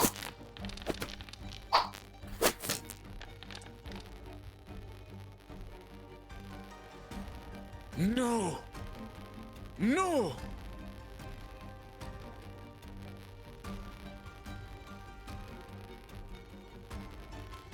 This cannot be. Manda. Our vengeance. I will claim it this night. Just you wait, Gragglebeard. Because he just completely, horribly rolled his shots.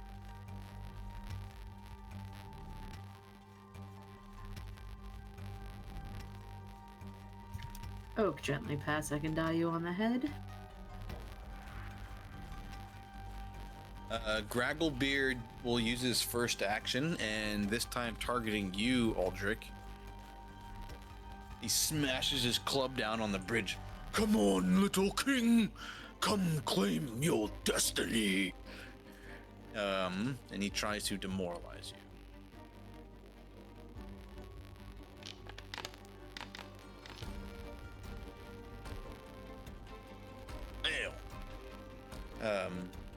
As he's doing that, he says some other barking orders in Jotun, and as he does that, you see him take a couple steps back as his second action, and his last action, he uses Throw Rock.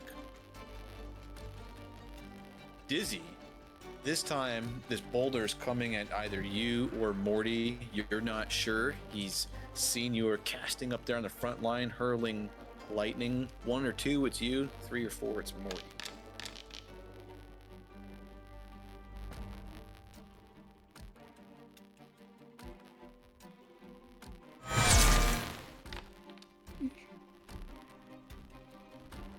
That tiny noise, Tufts.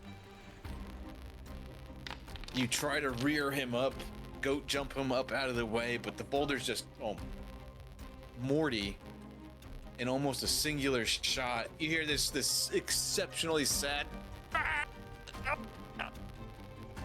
Sickening crunch, you mean?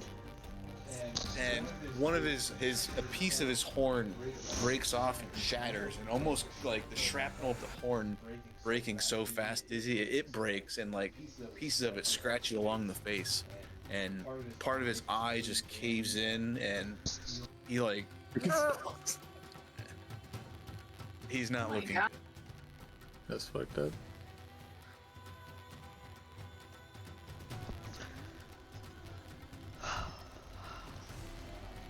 As Gragglebeard backed up and threw the rock, let me roll perception check for Ekandaya. He's the only one who speaks. Nice. He is worried about the bridge. He is sending others on it. The ogre here uses his first action to move his speed, which 25.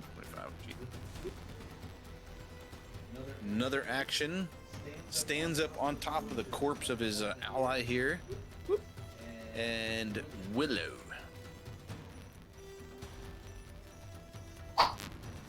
This wicked-looking hook comes like slashing in your direction, and you see him coming, thundering across the bridge a mile away, and you're waiting for his big right-handed hook to come, and it does. It's haymaker, and you just easily dodge it. Get away from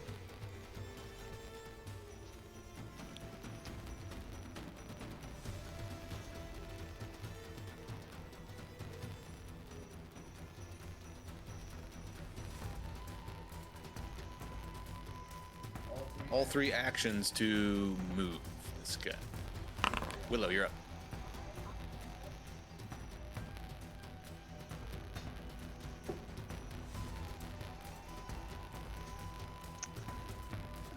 Willow will, for one action, she will it'd take 2, right? I have to retrieve it and then drink it for 2. I'll heal you on my turn. Well, you do Morty go gives after you what his good eye looks up at you. I'll heal Morty too. I don't care. Alright, so Willow is going to try again to be quick and swift.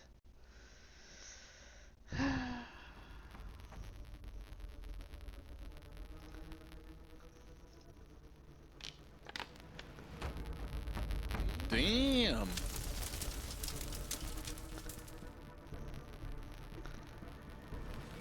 Good ankles. So she'll move behind. Kobe sneak. And then she will... Well, she was going to use the body as, like, cover, and this guy just fucking ruined that. So... she will... slide behind him and try to not get eaten. Oh damn! Look at you. Did he have his All right.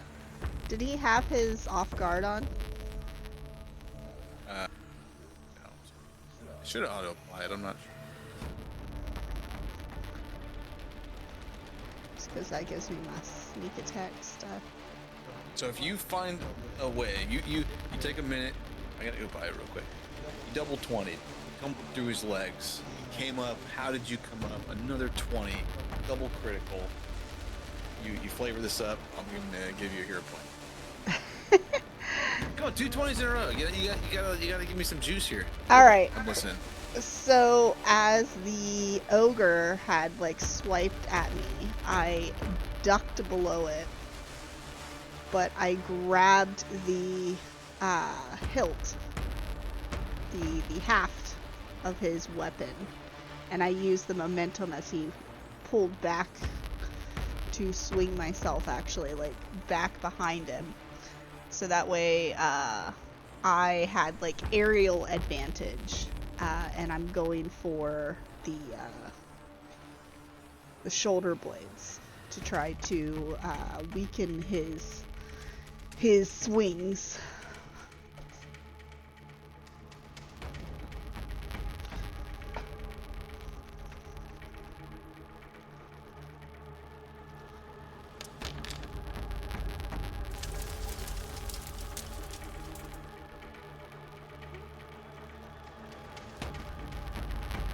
And then you'll have to do a fortitude save when you get back.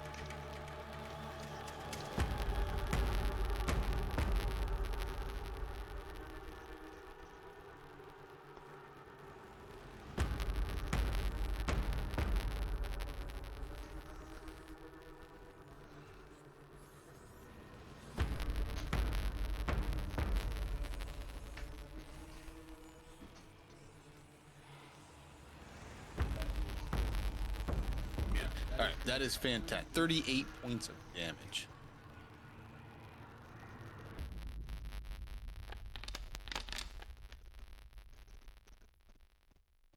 Creature is still alive, still clinging to life. His ogre stature, fortitude, constitution still keeps him up. And then Willow will sink her other dagger into the other shoulder blade.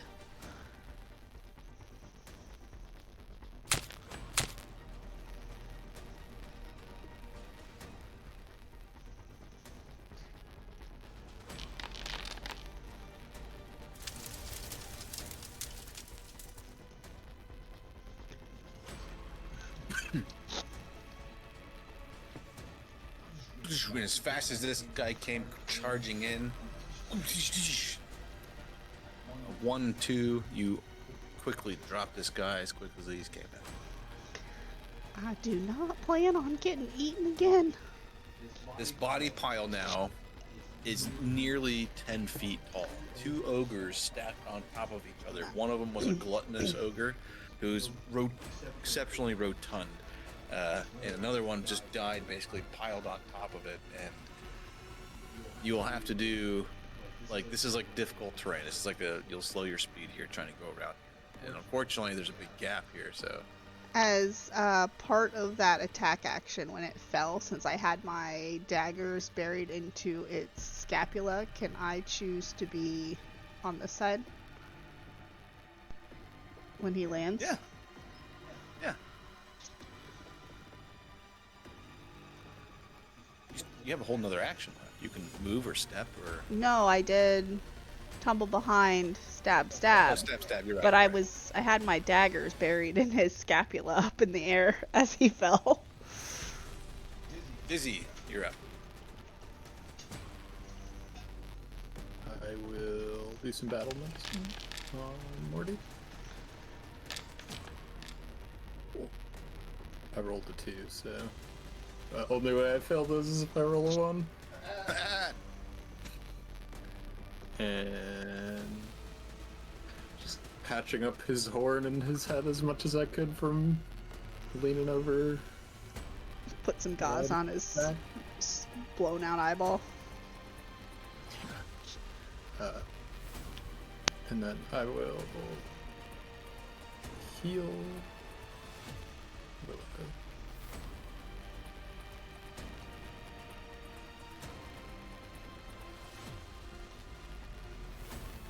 I'm trying to click roll healing, but I'm not seeing anything, so if it's popping up in chat a bunch. A client got really boggy for just 1 second or two, but it seems better now. Okay, I refreshed, so I'll need 1 second, but that's... Morty's gonna back me up down the bridge, and that's gonna be my turn. Once I reload. Who did you heal besides Marty? She's Willow. gonna heal me.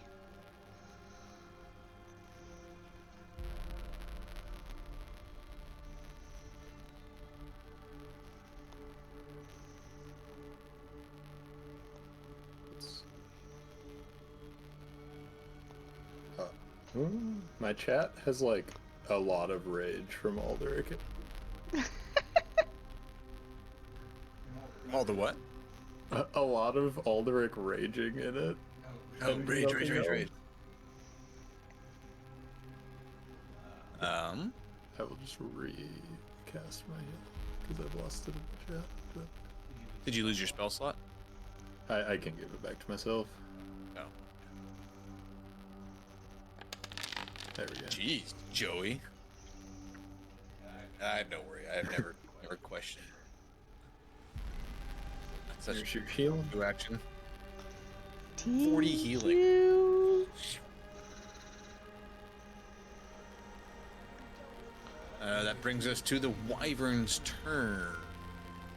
My client's starting to slow. 1-2 will be Oak. 3-4 will be Ekendayu. Wait, I don't want to. Ekendayu! No, you're not getting much revenge, sir. The Wyvern, like a falcon in a storm, just flapping wings, and all of a sudden it just bends them back behind its body. You see it dive down just like a missile. Big giant claws reached out forward in front of it.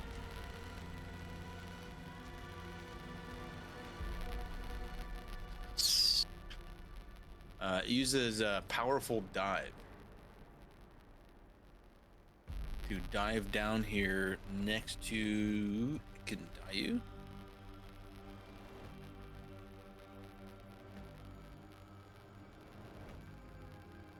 Change its elevation. Oh yeah, my client's dying. I can't interact with all shit.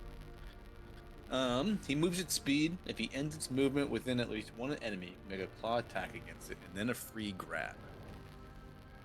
Claw. No! Its whole setup. Well,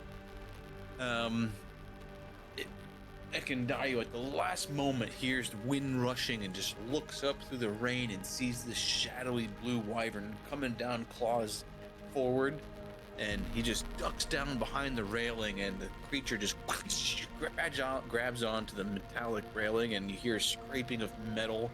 Piece of it rips away as this thing was like coming in so fast. Like if it got Ekendayu was going for a ride. This thing was all intensive purposes trying to come in, swoop in, grab him, and go take him somewhere. It flaps its wings out wide, breaking its momentum, and just go kind of like does a double flap. And instead, the tail comes lancing underneath, and it tries to attack it. Also misses. Aldrich, you're up.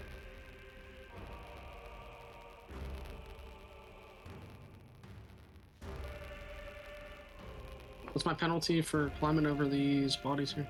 Just it's 10 feet of movement instead of 5.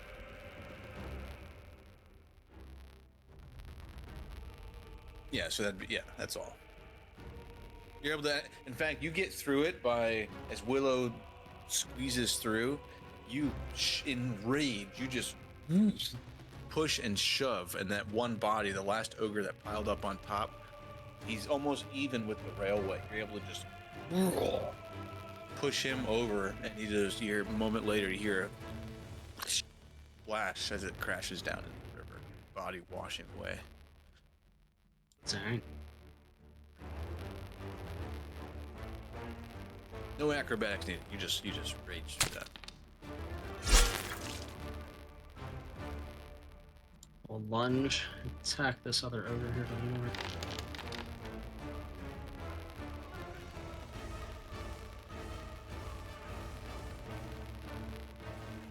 The gift posting is at an all-time low tonight, guys. What's going on? This is too intense. Can't look back. Keep checking for it. I'm just verbally stating my memes out loud from my face like an asshole, so I don't need the gifts.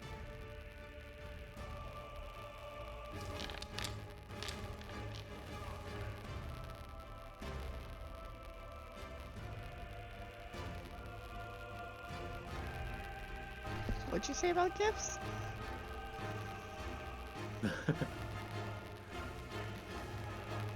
Oh.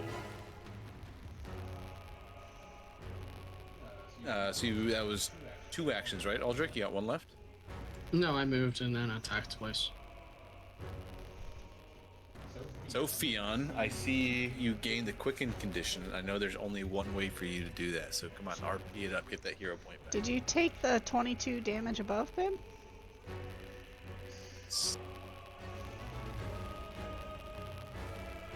Yeah.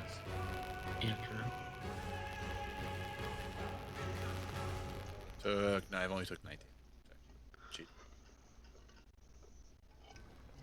My be y'all. Fionn, you're up. Good sir. I'm gonna go for slightly closer guy. Kill the wyvern before he Hold takes on here. the You're not getting at me. You're all quickened Oh, that's now. interesting. Suddenly your blood begins to pump and race, and almost this like smoke like essence starts to like come off your body. I mean, what happens next? What are you doing? Do you have a thing? Don't you have to like use an ability I gave you? Oh, yes, I can. You gotta link it, right? Isn't that how you get your quicken condition? Yeah, blood of the flame forged tyrants. Right, Jeff. I'm gonna click it. I think Oh, yeah, you did. You're faster than me. You could have dark vision this whole time, Fionn. I thought I had it on. I can see everything. Was I supposed to pretend I was? No. I'm just.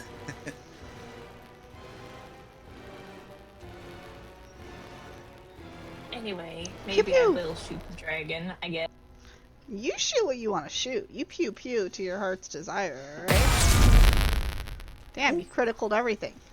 You have 3 things targeted. Ah! Even the dead guy.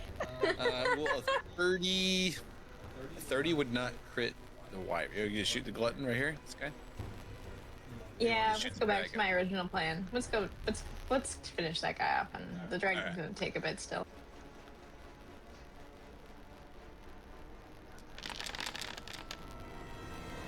Jesus, that damage. 46. Aldrich, you were getting ready to line up another sword strike. This guy was tough, like durable at least, you know. And all of a sudden, you hear a, and beyond your shot comes streaking through the night, and as the blood of your tyrant ancestors courses through your body right now, you see your bullet like ignite fire as it continues to streak through.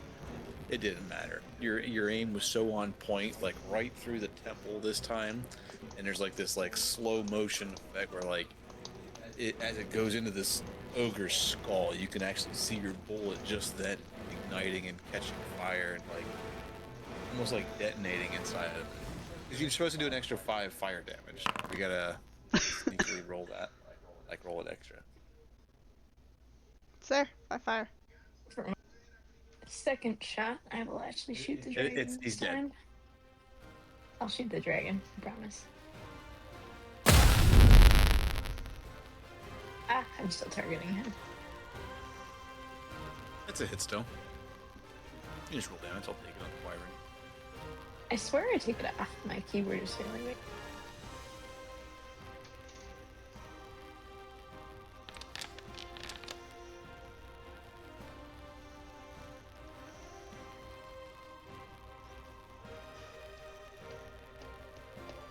And then you do 5 more. Plus 5. And then my last action is to reload, per usual. Oh, you have 2 more. You have another action after that. Oh, that's right. I forget. That's my special power just that for me. You have to use it to stride or attack. Yeah. You can So I can reload do your the- normal I can third do the- action and then attack again if you wanted to. Could I do Move. the main? Could I do the normal attack or the lesser attack? No, it's actually your weakest attack. It's going to be like the lowest the roll 6. possible.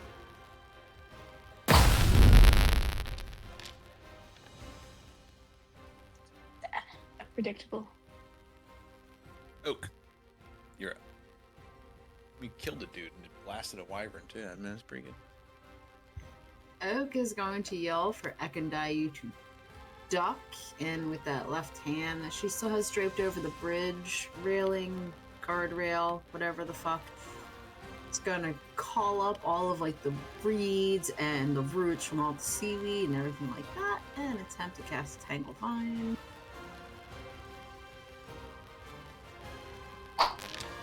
Oak, as you focus on your spell casting, there's a moment where you just close your eyes and you reach back to the nature and the roots of your homeland and your primal nature. As you open your eyes, you have a stinger coming in your face as this wyvern's agility, it has attack opportunity. And when you try to use a manipulate action or a move action, anytime you try to like cast a spell, shoot a bow, gun, anything close to this thing, it can attack you back. Obviously, Cool.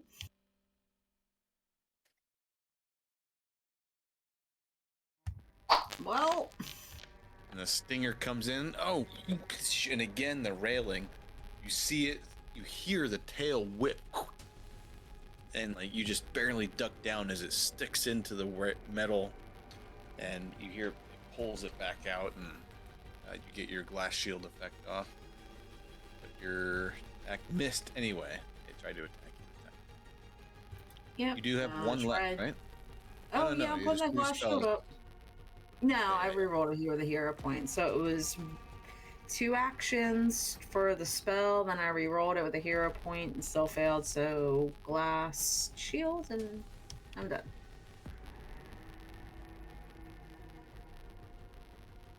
Aldrich, this hill giant right here, looks like there's just 2 hill giants and the wyvern that remain. Just 2 hill giants. The smaller creatures, the ogres, have all been cleaned up. Runes continue to run along this taller, leaner hill giant, tattoos on his body, coursing. It seems the storm is almost giving him strength. It's not really, but it's like a storm sorcerer hill giant. Taking it to the kiddos. He casts a electrical arc on you and Willow.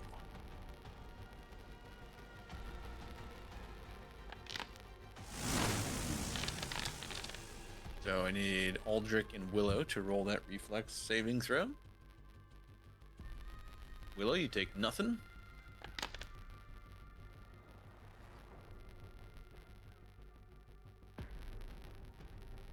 Aldrich, you take half. And it moved right up next to his lord here, and he throws for his last action. He also has this fancy ability called Rock.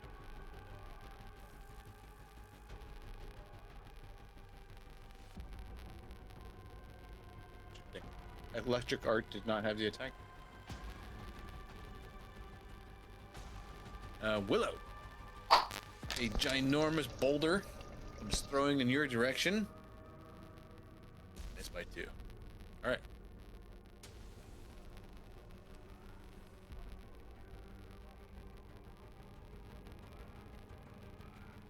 Okay, you told Ekendayu to get down, but you see he doesn't even, like, the wyvern came in for him and he's seen it at the last moment to duck down.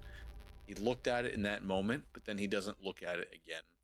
He uses his first action. He moves his speed here. Wyvern already uses attack opportunity. And he continues to just look nothing only at Gragglebeard. My God. His dice tonight.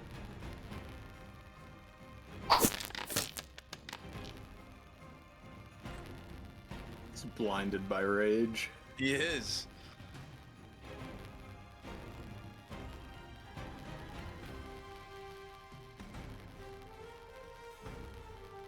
I see you, little hunter in the shadow.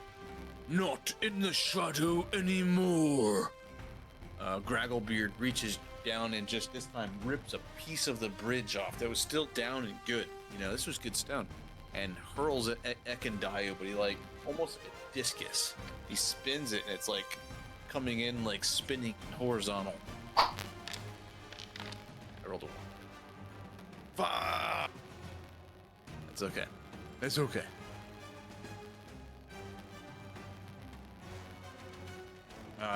He uses the throw rock again. 2 rocks this time. Come throwing it. Oh God. His last action, he just beats his club on the ground. Stick to your shadows then, little king. He points his club at you, Aldrich. Are you coming? Claim your destiny. We need to take a 5-er. Kale, Willow is getting kids in bed. We have a thing that she would normally turn on for her stream for a little break, but we'll be back in 3 minutes, guys. Top of the round. Sounds good. 3 to 5 minutes, whatever you gotta do. Take a pupper out, go bio, get a cup of water, whatever. Yeah. I don't know how to operate her thing. She has a thing that's like, we'll be back in. She heard it. She's out. We'll be back soon, ladies and gentlemen. The battle continues.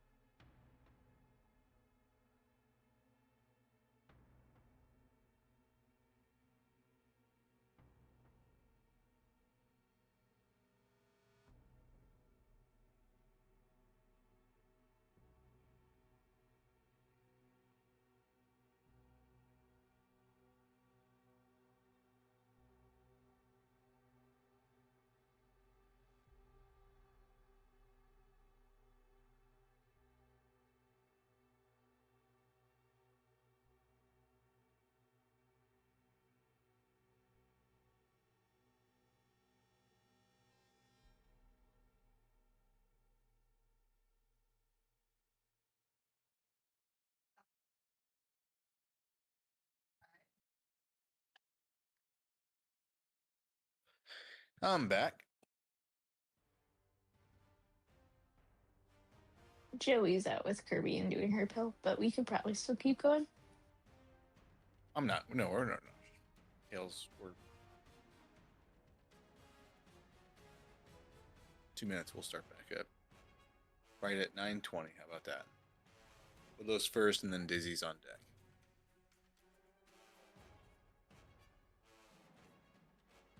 Good work.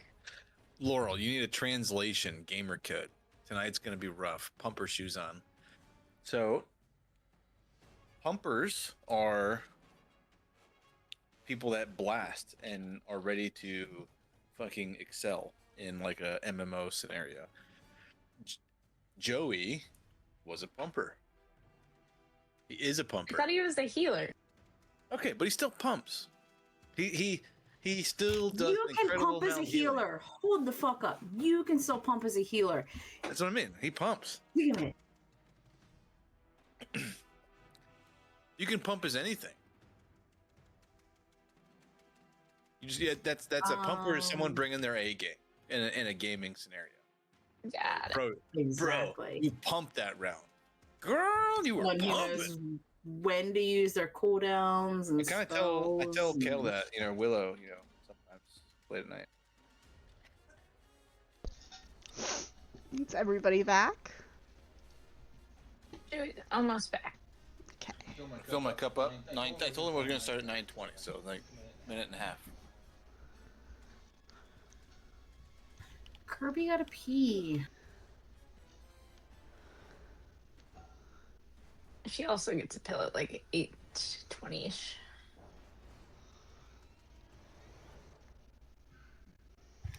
I told Matt that when we get a dog, I'm gonna train it to ring a bell when it has to pee.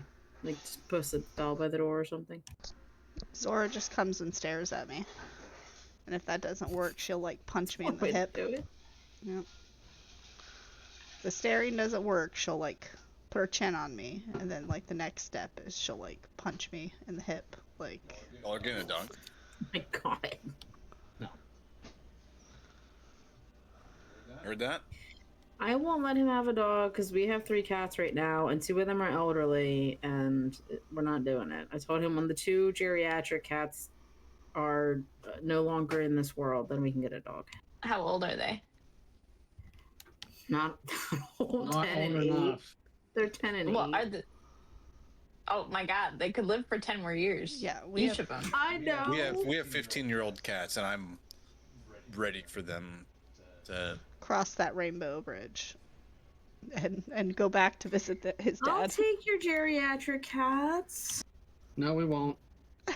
My dad's geriatric cat. They will find any possible carpet in your house and pee on it. There will be outside cats very quickly. Back. Welcome All right, Willow. back. Top of the round.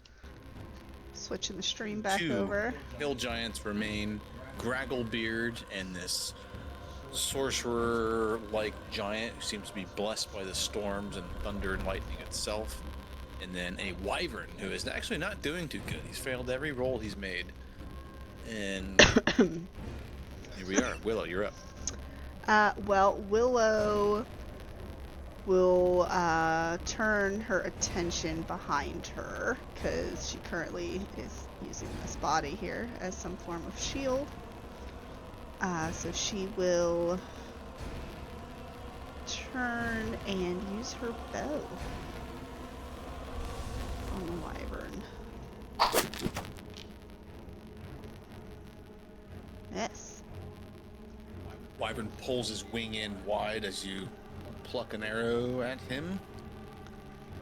It gets into his wing a little bit, but doesn't go through the hide or the Damn it. leathery skin webbing. I miss again. My third action, though, I will, I'm gonna take cover. I don't know which one I use here. Middle one. Middle? Okay. Yeah, you have a large creature right next to you. And I'm Hide small. in his armpit real easily. And yep. Dizzy, you're up. Morty still looking injured, so I'm gonna spend my first action to cast some healing on him.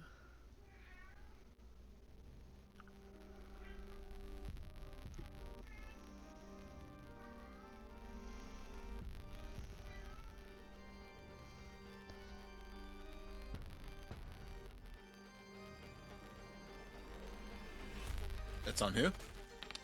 On Morty. Oh, Sorry, my nice. chat was being weird again. And then I will target the wyvern with some frostbite.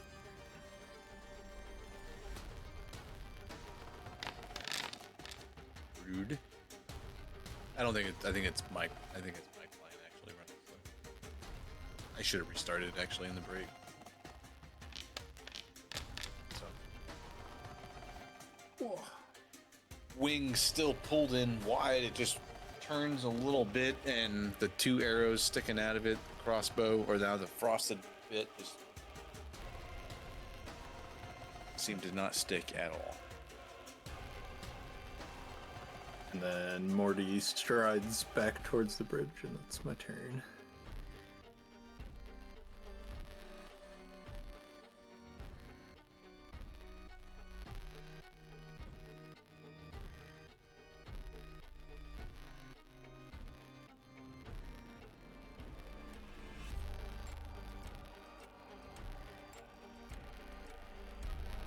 The wyvern uses its first action to fly again 30 feet in the air. It looks left and right, and it will be 1-2 oak, 3-4 dizzy, 5 or 6 ekandayu.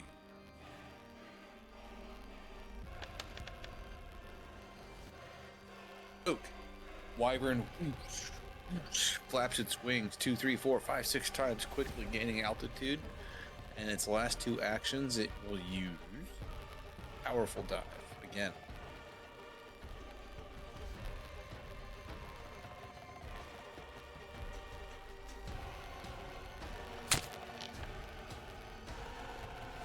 And dying. Claw digs into your right shoulder deep, and you take 11 points of damage. And he can, as a free action, try to grab you. That's not going to do it. So you're not grabbed. Aldrich, you're up. I'm going to turn the rain off, actually. The storm continues. It's horrific. Maybe this will make my client like me less. Like me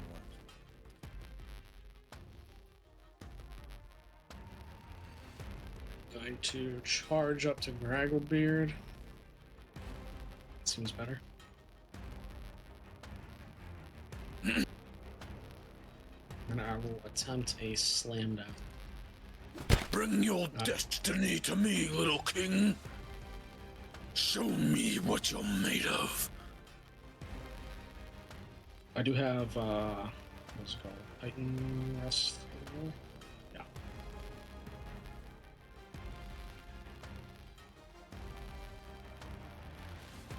All your might, Aldrich, you slam down into Gragglebeard. Natural 20, natural 20. Come on, flavor it up. Give me some stuff here. Aldrich is going to wield his sword in just his right hand for this swing and go right at his knees. And with his left hand, he is going to topple him to his, like towards the sword side and just take him right to the ground.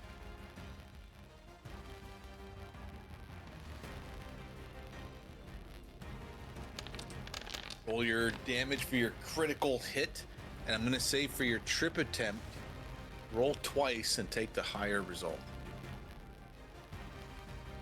42 points of damage. Off guard.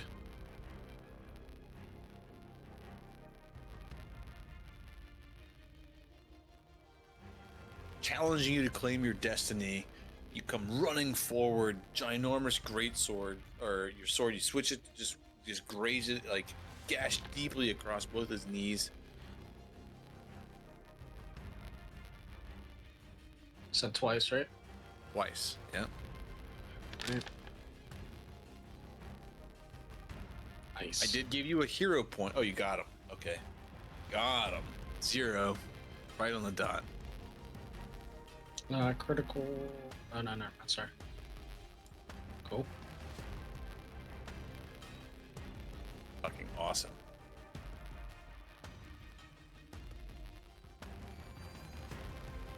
You That's my move turn. and slam down. Yep.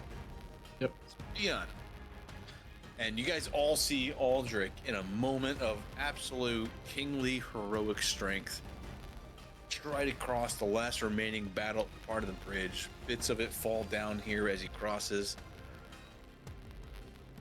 Slices Gragglebeard across the knees, and then with one hand reaches below him and just flips him upside down and takes the advantage, and Gragglebeard falls down prone. The bridge seems to shudder a little bit. More of its foundations seem to break down and fall down into the water. And Aldrich, you see right here next to you this tattoo-covered hill giant. His eyes go wide in surprise. You have fallen, the master. He says it in common. Fionn, you're up.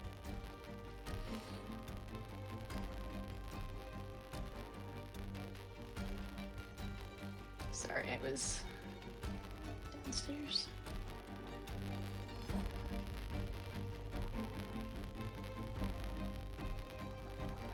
Shot one. I heard a critical sound.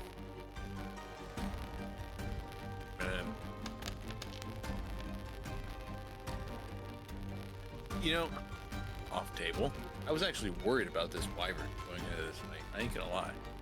Not like, is he gonna survive? Like, is he gonna fucking just like tilt this fight in a horrific way?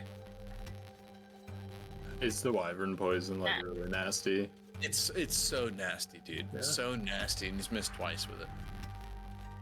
And yeah, having and the grab and drop is nasty because like you're 50 feet up, you take half the damage you fall unless you have fancy not fall stuff, and then the current just like pulls you away.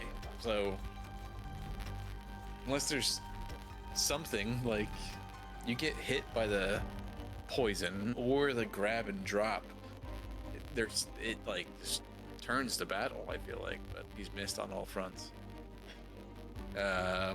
19 points was critical damage, Fiona? Yep. You must have rolled that. Let me roll 14.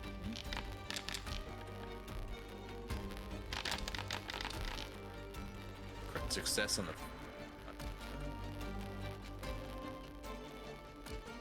another shot. Huge hole in this wyvern's wing. Another shot catches him through the part of his neck. Blood running down the wyvern, trickling all along the bridge. He's not looking good. You have 10 more damage applied to this wyvern, Fionn, because you have a buff on yourself right now. Fire. Ah, that's right. I get one more roll.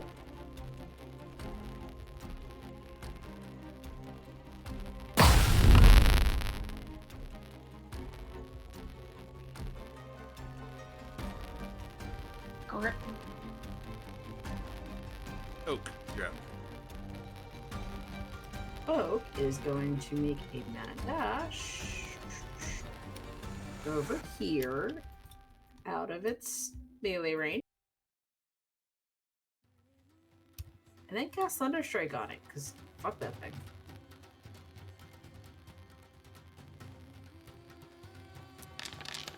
Yeah, I'll link its poison.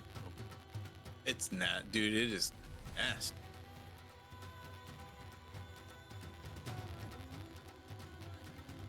Do you see 8d6? Good lord. Yeah. You fail the save, you immediately take 5d6 Yeah, after Oak told us, like, its tail was poisonous. per round, and it lasts 6 fucking rounds. So I don't have that much health. Yeah, Oak told us about the Nobody poison. does. And Willow's like, yeah, I'm just gonna drink this antidote on the way over. Just in case. there's a synthesized poison, like a loot consumable called wyvern poison, and it's horrible. I mean, it's nasty shit. That's like a So we can make some. iconic. Yeah, and I was really worried. I'm like, oh fuck, wyvern stings one person or drops one person off the bridge. Like, fuck, one person's either out of the combat possibly for a round or two before you even be able to do a thing if they get dropped off the bridge, if they survive, or someone gets stuck by poison and they just straight up die. But no, that has not happened. Oak, blast lightning energy at this guy. Thunderstrike Jutsu. Haku. Let me roll my save. That's 4 damage. How did you roll? I don't know. I failed.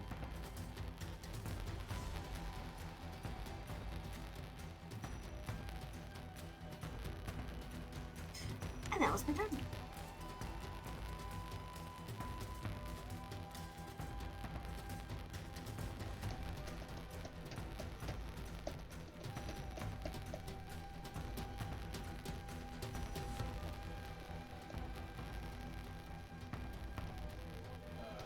Aldrich, you hear this guttural, slow language right next to you. It's almost like 2 stones rubbing them together with some verbs written in. And Gragobeard gives this like affirmative nod. And this guy uses this, moves behind Gragglebeard. And then uses... You know what? He doesn't have to move. He won't move. And he begins to cast a spell, a dizzy oak. You might recognize it immediately. He uses 2 actions to cast heal.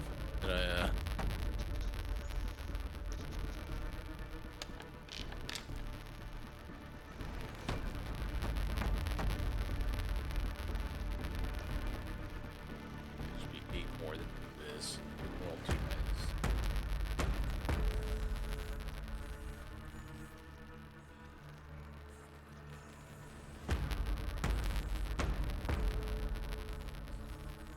And then his last action, he moves up right,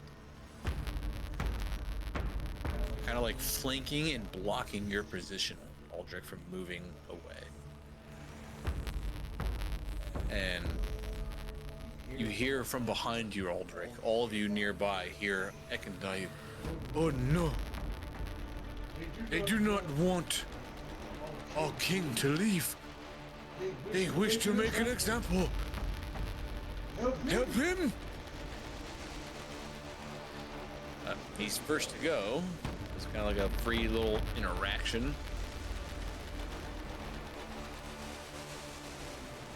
Kind of like shifts his focus and will hunt prey this time on the other guy. And then use hunt and shot.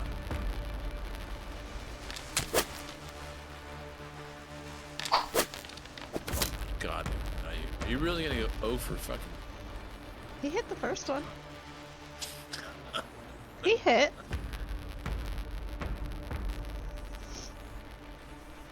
We have a hunter in our Abomination Vaults group, and he has similar luck with his bow. And then when it hits, it does like 2 damage, so... God. Yeah, my ranger I play on Saturdays. I use chakrams because me and bows do not get along.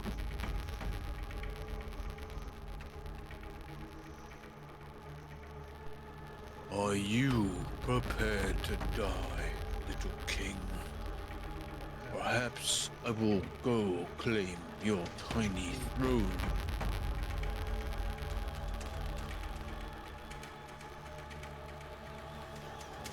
Chirp success. And as he says that, his club, which is like resting on the ground between you and him, like pulls it back, and as he does, it scrapes along the stone in the ground, and you can hear thunder, and you can see lightning arc along the ground grow into the club. And as he pulls it behind him, continues, he raises it all the way up. He backs that thing all the way up to China. No response. Insect.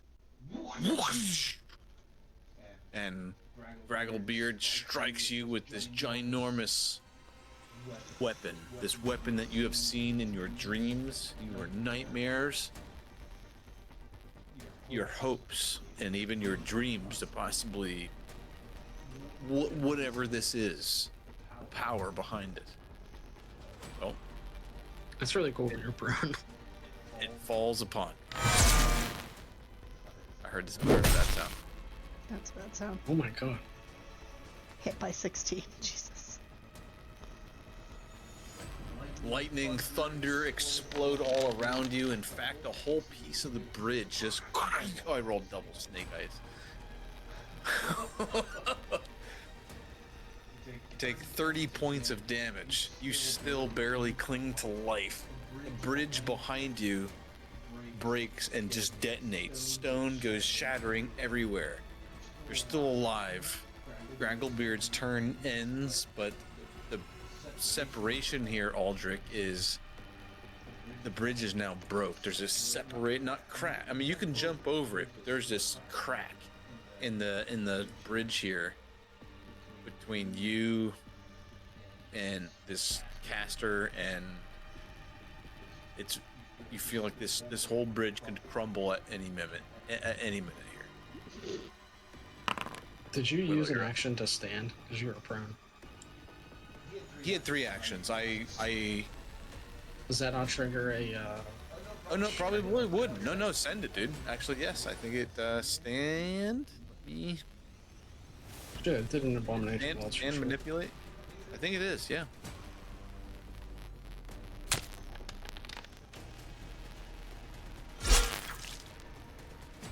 Good call, dude. He should still be off guard, though. He's supposed to be off guard until the end of Aldrich's next turn. He hit. I know. I just seen it fall off because Aldrich attacked and... Nobody stood. So he's not prone or off guard. So he left himself bare and open as he like pulled his club back, grabbed it with 2 hands. You see an opening, Aldrich, and a ginormous slice. Cut it, and it's a slice all along, like diagonal, chest all the way down to like his hip line. And still, he just persevered through the strike and just dropped a hammer upon you.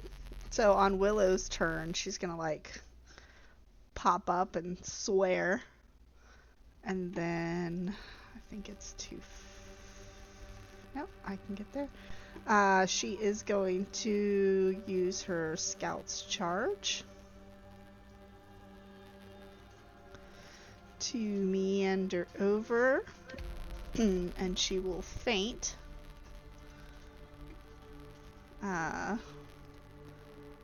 Using her stealth.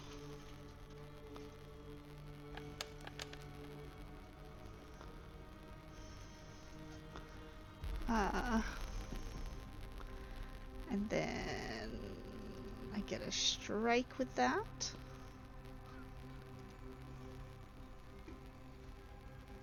So critical success.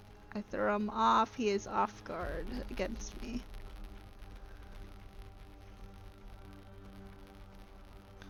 Let me drag it on. Then Awesome. I On will. the dot, crit success. What? Yeah. I said your feint was perfect on I'm gonna re-roll with a hero point because my king is in danger and I need to hit him.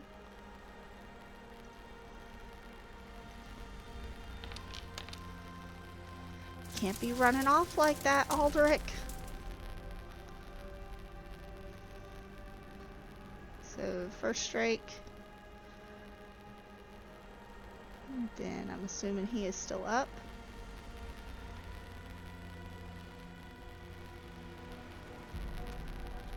Right? Yes. Yeah. The client's really slow. I took damage, but it's not. Okay. It's not showing you did on our side, my side, anyway. Oh, I clicked it again. There it is. And then she will strike again. And screw it. I will use my last hero point. Because I can't have my king surrounded.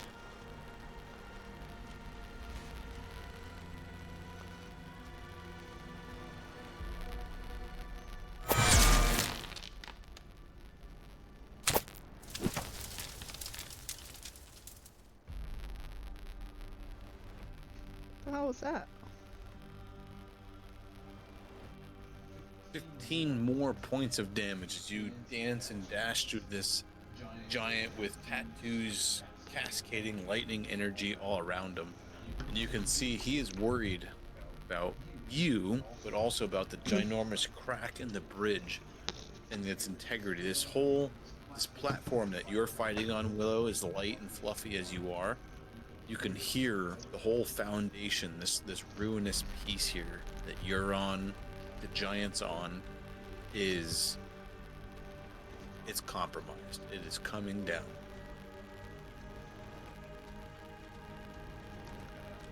Dizzy, you're up.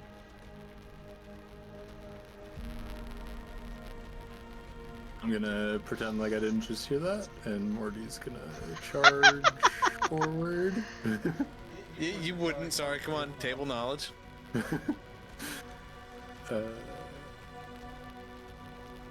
Two actions, move forward. And, cast and heal.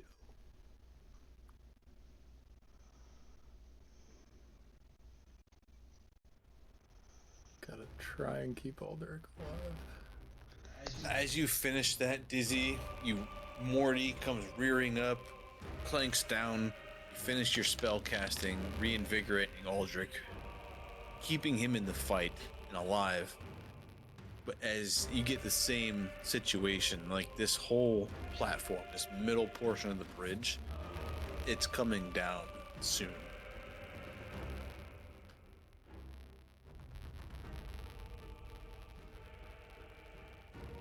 The bodies piled on, Morty's weight, your weight, every pound is mattering right now. And there's a raging hill giant on top of here.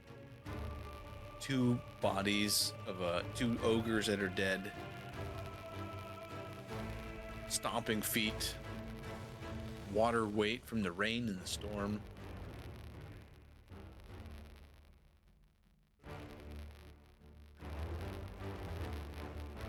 I'm like looking down at the crack, scared of what's below, trying to plan my route when this thing collapses. But my turn's over. The wyvern uses its first action to fly 30 feet back into the air after powerful diving before. This time, it's hurt. It's just looking left and right, and it looks for a moment. Oak, you're close. Fion's closer. Ekendayu. Oak and Ekendayu. Did you just throw your friend under the bus? Is that what you just did? Yeah, Jesus. Invited the bunch.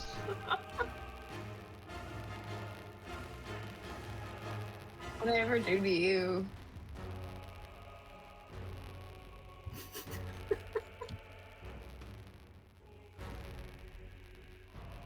The wyvern flaps its wings close to Ekendayu and you, Oak, really close, and just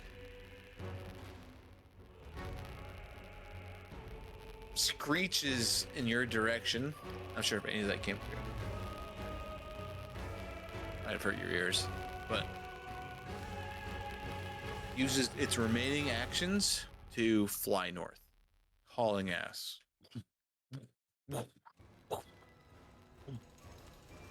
60 feet of flight, horizontal, 120 feet. It's about 150 feet away. So I'm going to turn it invisible. I don't think many people have things more than 120 feet away. Aldrich, you're up.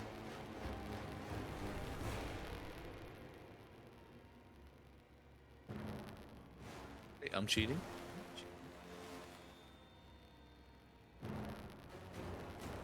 He keeps glancing at me when I open my Discord and sees the gifts. Oh, me when the enemy heals. I didn't see the last bitch. Yes. I'm gonna turn and strike at Brogath here. I will admit that I created this encounter with a mage being part of your group.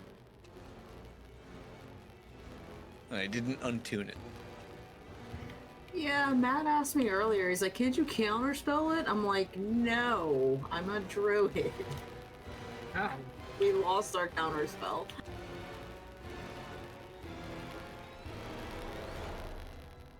Oh, you turn away from Gragglebeard, away from your destiny, Aldrich?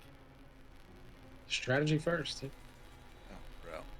I gotta give you a debuff. What is it? This, like, looks like dead. What the fuck? Get the fuck out of here. The debuff is death. Good God, what killed you, Death? You're struck down by lightning. Right. Yeah. Sorry. Fuck this guy. Master! They are attacking me! And this storm is breaking! My power wanes! 28 points of damage and he's off guard. Jeez, not the best. Fionn? I think I have one more action. Fionn, you're on deck. Okay, don't get too hasty. Aldrich has one more action. Dude. Final action, I will retrieve a healing potion. Strong. Sorry. Oh! Okay, you're safe. Fionn, you're up. That would trigger attacks of opportunity. Just FYI, if they had it. What about that? Yeah. It's like, oh, let me dig in my backpack. Let me get this potion out real quick. What's home?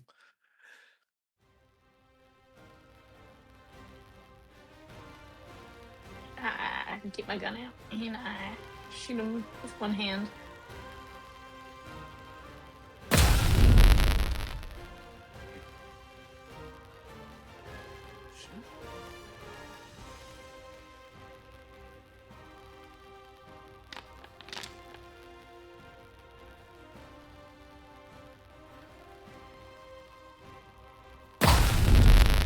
Plus 5 damage. Oh, brutal. And then I reload and then lash.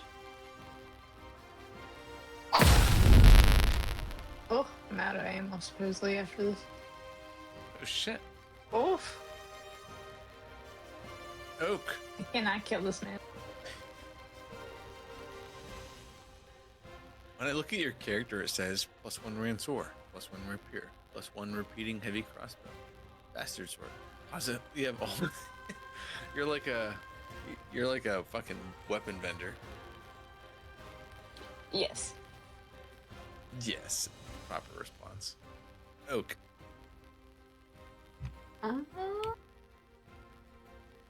It's time. You gonna pop your ultimate? Gonna pop my ult.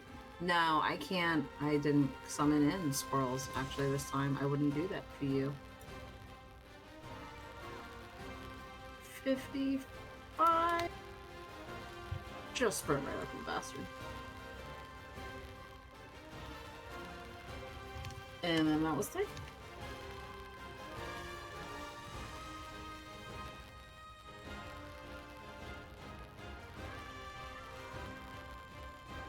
It's so funny you should post that, Oak, because the Grim Reaper and the minor deaths are some of the most overtuned things in Pathfinder's creation. Like, there's a guy. His name's Ron Don, the Rules Lawyer, something like that. He's got a big following, and he like breaks down all Pathfinder content. And yeah, the lesser deaths in the Grim Reaper are horrifically overtuned. If you want to total party kill a group, put them against a lesser death. And if they think if they kill it, nothing. yeah, if they kill a lesser death, okay, they're feeling really cocky. They level up a few times. Now they're like 18, 19, 20th level. Put them against the Grim Reaper, you will fucking eat their lunch. It's nasty, I'll dude. eat your lunch. Dude, he is so horrifically overtuned, it's ridiculous. He is not. I think he's like challenge level 21. So normally Sounds like a group fun can- one shot. Should take us about 10 minutes to die.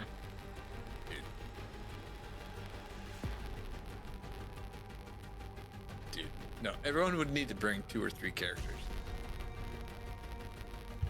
Jesus. Oh, you're up. No, Oak's gone. Oak transformed and ran. Oh yeah.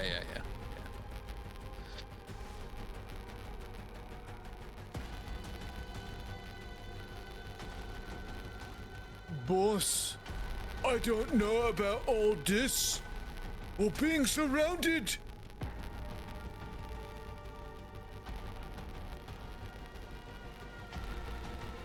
Kill the little king. Kill the hunter. That's all she demands.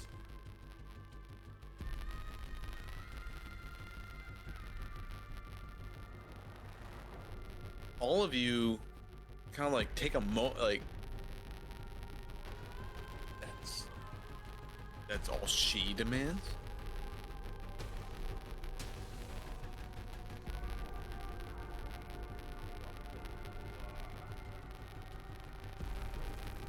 Aldrich, this sorceress shamanistic hill giant, his tattoos again ignite with lightning as the storm starts to settle down and abate.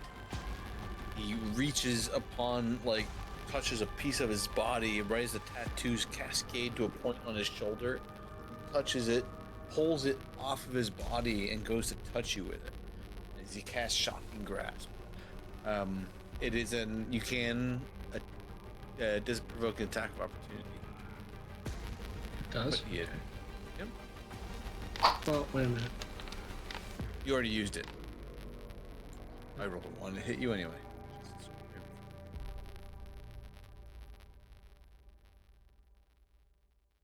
I don't think I did use it this turn, but Send it if you didn't. I can't. Well, no, he's too far away. Oh, you can't lunge him. Yeah, you're right. Right, yeah.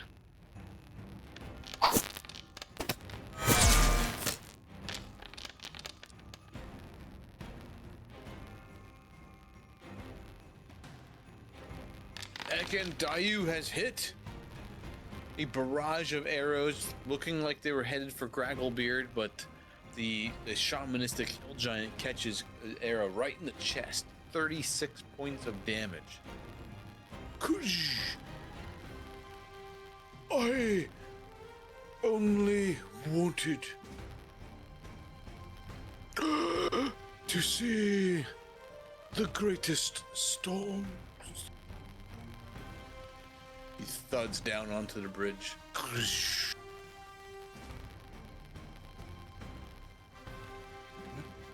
Gragglebeard just roars in absolute rage at this moment. You have killed all who have been loyal to me. To be fair, you sent them off to the slaughter.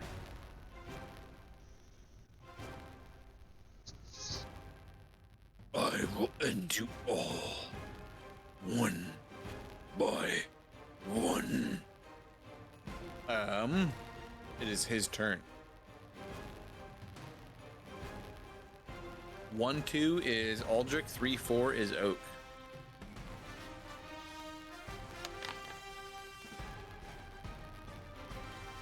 Oak. I don't wanna.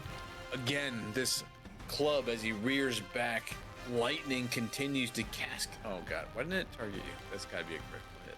It is.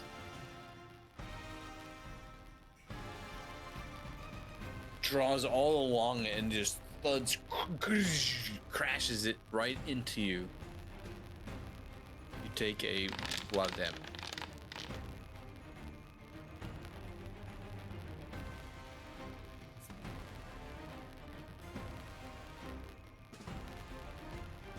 Still clinging to life. 10 hit points saved my ass. Jesus Christ.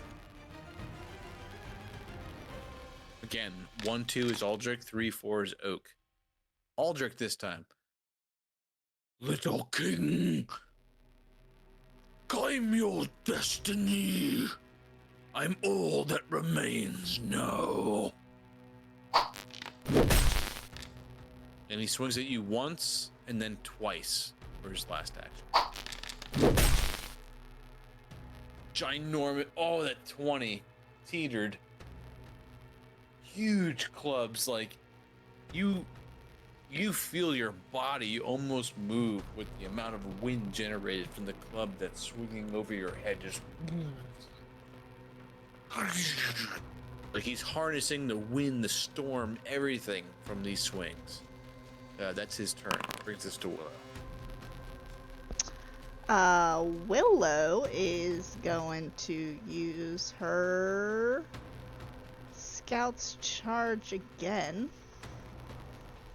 Bring it on. I'll take you all. She's going to run and slide over here.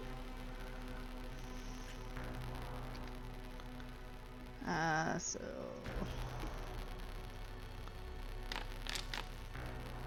ugh. Fail. Well, I don't get the thing off. You come tumbling through. He grabs you by the chest and just tosses you right back, and you skitter. You tumble acrobatically, land on your feet, skid back, land kind of like right back where you started. I still get the strike, right? Feint. Choose one enemy. Stride, feint. You stride and then feint against that opponent, and then make a strike again. Yes. Yep. 100%. Well, when that failed, she's going to actually move in a better position. And she will... Where the heck is it? Tumble behind.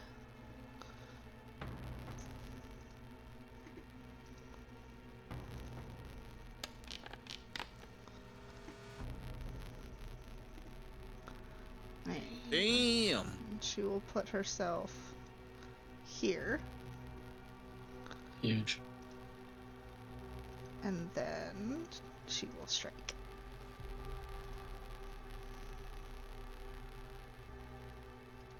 How about you fate this? I'm gonna miss, of course. You call out an obviously like high-low tactic to Aldrich that you'll go low, go high, and Gragglebeard he switches his footing so fast. It's uncanny for a hill giant almost, and he repositions to face both of you and just intimidatingly smashes his club right in front of you, both of you, and like Willow, you go to make your move and then you have to pull it back out. Like, it's too dangerous. Dizzy, you're up.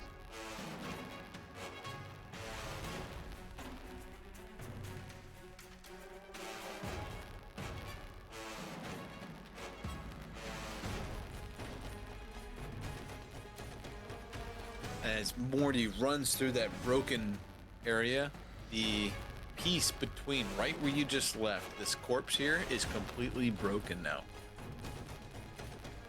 Pieces of mortar separate and fall down into the riverway, and where I just moved the body, there's now no stone. Morty runs across, jumps, kicks off that dead body to land where he is, and as he kicks off, he pushes the whole piece of the bridge down into the river.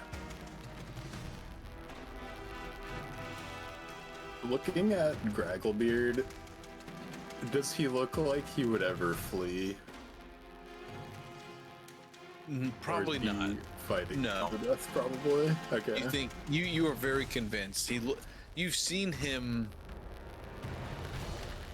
It looks like he's ready to accept his destiny. And looking at him, you're not super educated on hill giants, but he's aged.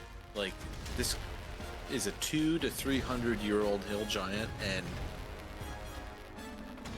maybe there's a few more decades to his life, but that's what is that to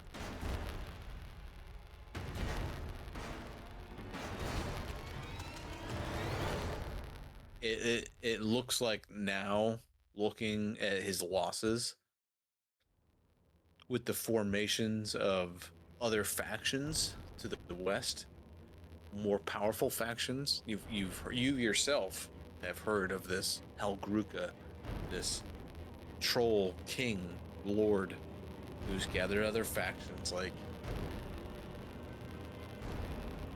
Gragglebeard didn't join them, and now he seems to have nothing. He's got nothing left.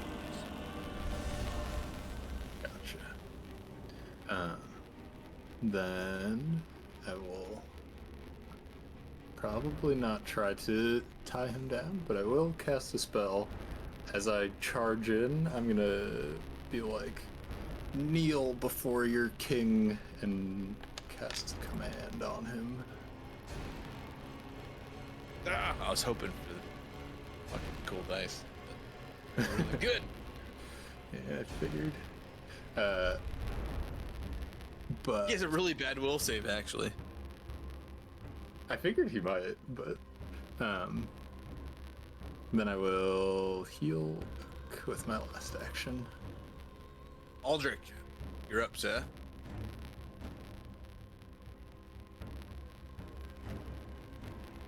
Okay, so rethinking my previous action, can I use like a free action to drop this potion or something? You don't want to drink it? I don't think so. I don't want to get hit bonked in the head. No, he doesn't have. Oh. DM, he doesn't have attack bump. No. The Wyvern did. The Wyvern had 2 reactions, but Gragglebeard don't have it. Alright. Oh. 2 actions remaining then. I will try to slam down again. So my attack.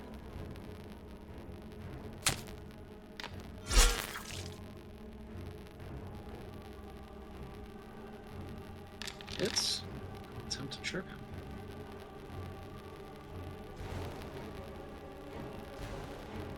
I'm going to, yeah. Take up off the railing and jump up into the air and just completely bash him down, facing his head downward, leaving him exposed to some tripping.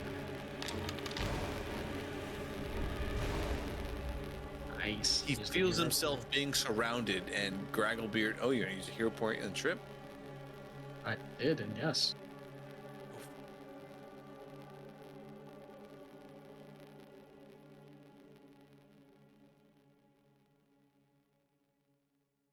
It's a good one. You, like I said, you leap up onto the little ledge there and get some elevation and drive his head downward with your strike, and he doesn't have like visual, and like you're easily able to like sweep his legs out from underneath him, and again for the second time Aldrich scores a takedown from Gragglebeard. Beon, you're up. Bum, bum, bum. This guy was harder than a dragon.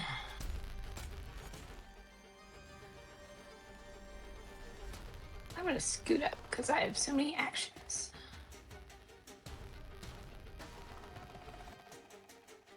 Is he prone, Obi? Yeah, he's prone. Yeah, Oh, can I not scoot? you can scoot. Of course you can. You get a whole move for free, basically. You're so fast.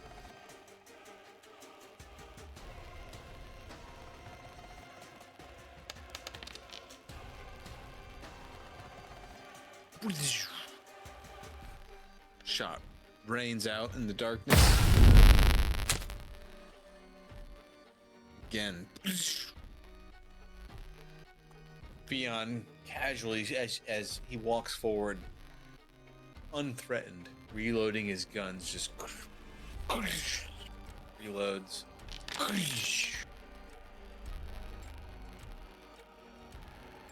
Shots continue to rain from the west.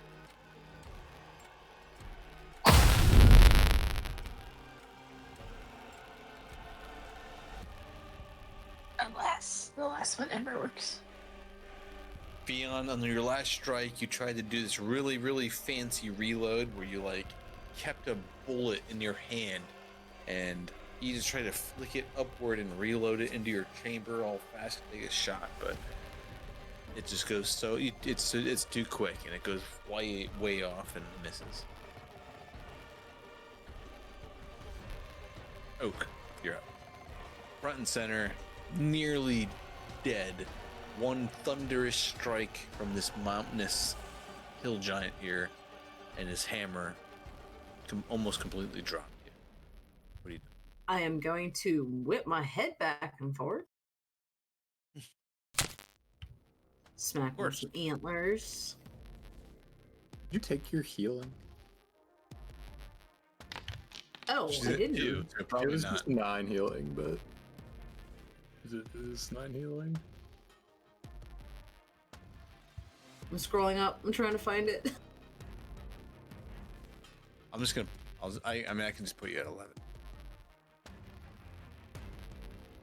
Hours. Yeah, okay. Thank you.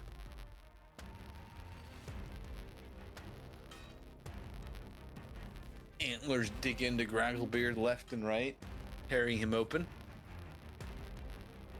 Dropping animal form.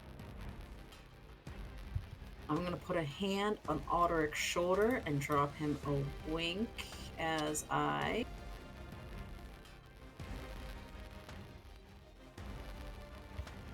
heal him.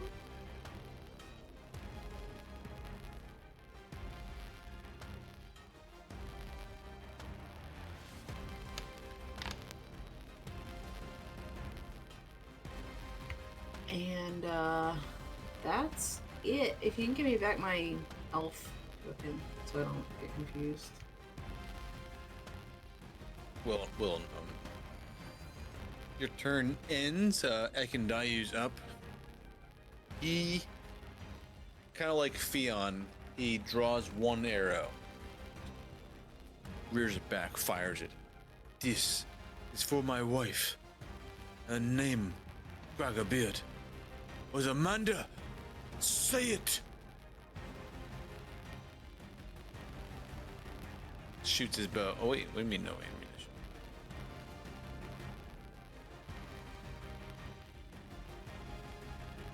He's got viper arrows. Okay.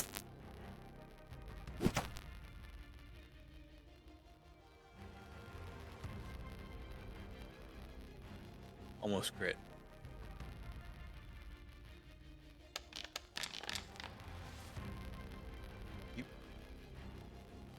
My client is so slow. Sorry, guys. He pulls another arrow back. This was for my son, Joseph.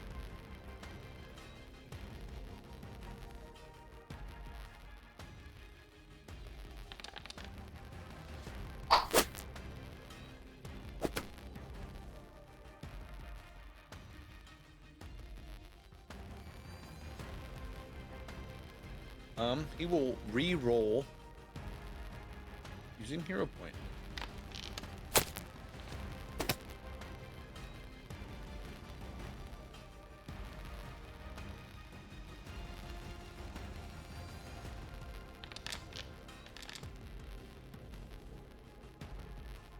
I will see you fall before my king, Gragglebeard.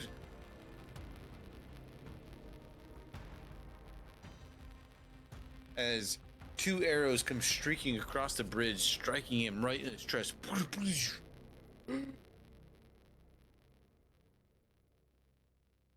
I will take the lives of those who are in front of me. He's got 5 foes. So I'm gonna roll 1d10. He sat in front. I'm behind. So I'm just saying. 3. Oh man, that's you, Oak. Yeah. Well, actually, wait a minute. Wait a minute.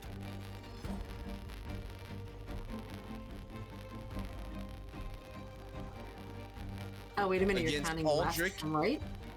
And Oak, he's going to use wide swing.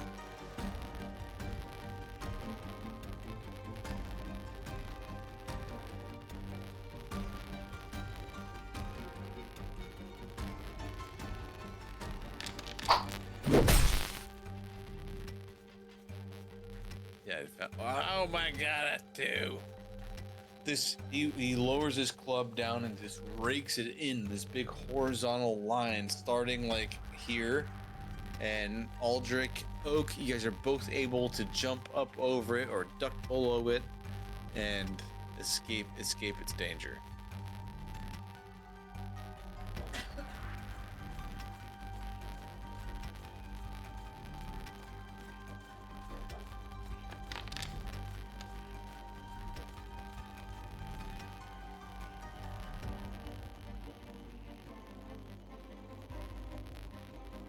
Oh, that's you, Willow. As he goes spinning around in this big wide swing, he kind of like spinning around in this circle, ends and has his back to the 4 heroes and just ends with his club. Tiny little person, you do so much.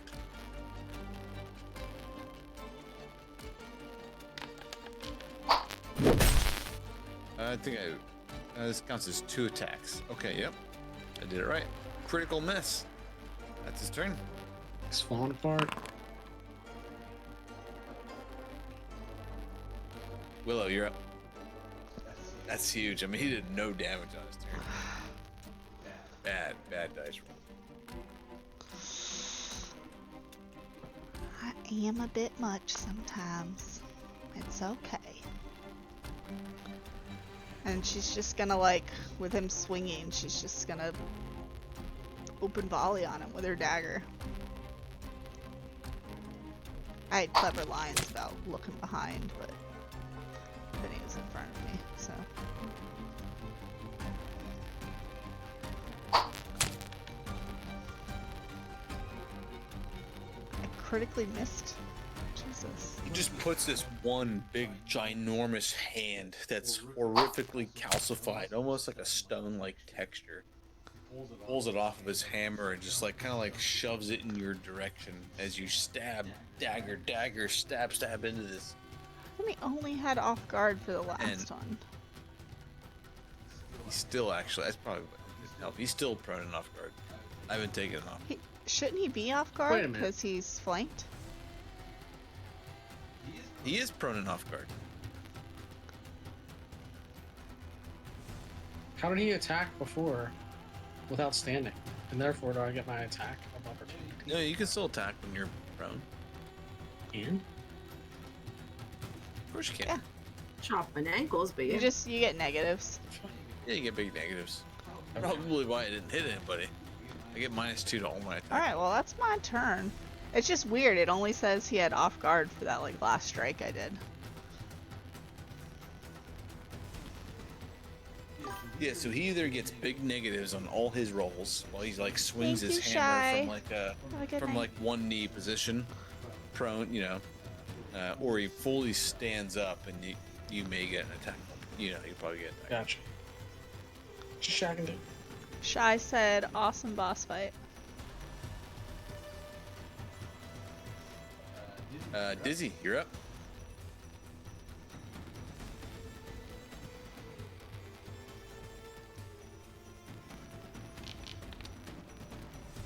Joey, no one can hear you. No. Starting off with Joey's more been healing on teleporting Oak. for how long? Then Morty is. Take that healing oak. Morty's gonna headbutt. Gracklebeard. Trench.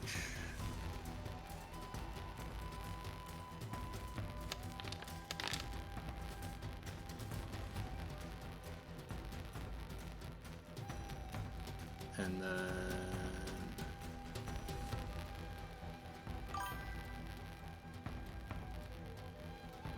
I will bat Medicine Oak as well. Ooh, shit. Nice roll.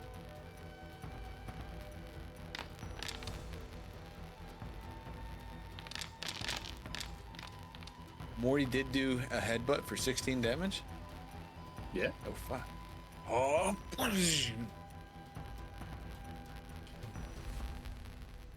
and we'll say it's an actual head-to-head butt. As Morty raises up, Gragglebeard leans down and accepts the challenges and just like rears his own head back and goes koosh, clashes his head against Morty, and you can see like of the two who just clashed heads, Gragglebeard's a little more dazed and confused of the two. Aldrich, you're up. Aldrich will raise his sword high as he can in the air and look Gragglebeard eye to eye and say, "Die now and pay for all the lives you've taken." I am your destiny, little king. Claim it!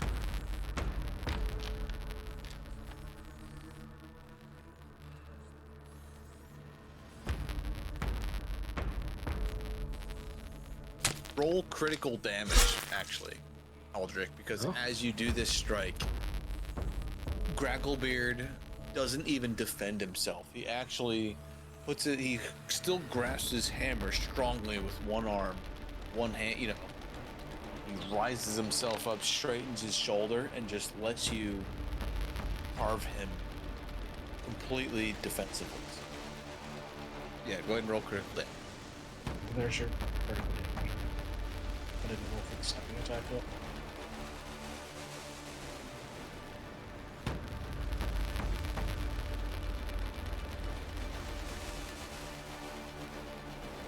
Oh, he's at 1. He had 31 points.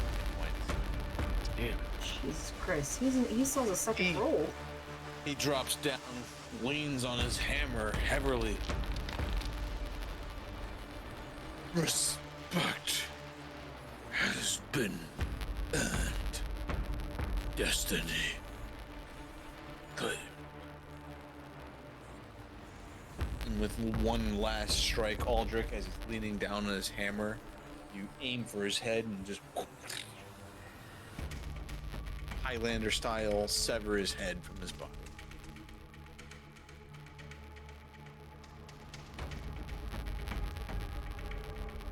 And combat ends, and you guys can still just barely see in the moonlight along the river, wings flapping, a wyvern continuing flying. Yeah, I'm sure that's not gonna Second bite us in the Dayu. ass. and Aldrich, revenge sated or fulfilled. And as Gragglebeard dies and his hammer smashes down into the bridge, bits of more foundation fall down into the river. As he fully passes, you see little, like, silvery bits, fibers, minerals, like, start to, like, break out of his weapon, and runes that were, like, igniting with lightning that were striking you guys and seemingly calling upon the storm dissipate out of his weapon, and the wind that continues to howl, even though the lightning and the rain has slightly abated. The valley carries this silvery runic energy north and west from this bridge.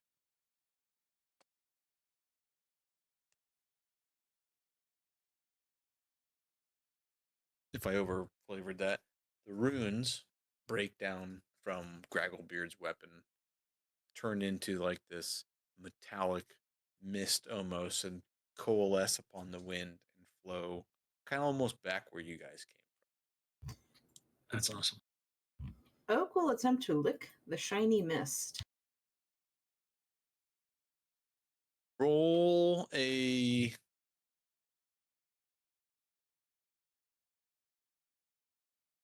fuck. Yeah, tell me what you want me to roll to lick the shiny mist. A fortitude save. Give me no. Give me a nature check. I'm gonna give you the most benefit of the doubt.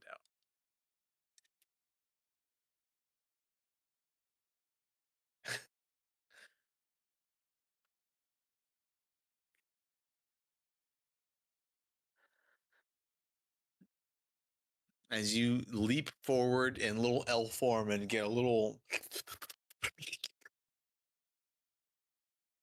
lick. I just licked into the mic. Not sure if it came through. Yeah, we Little heard, dude. We heard. Oh, you heard. Okay.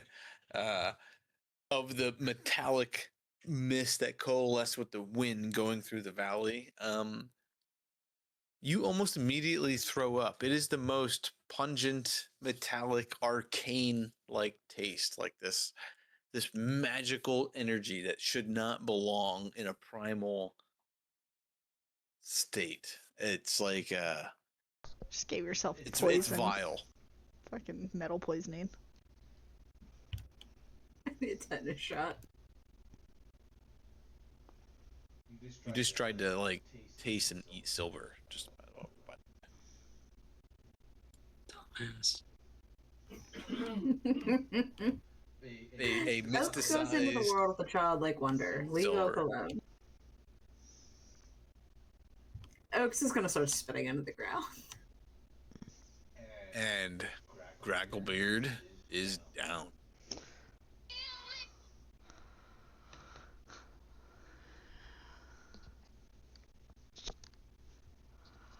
Well, that was exhausting.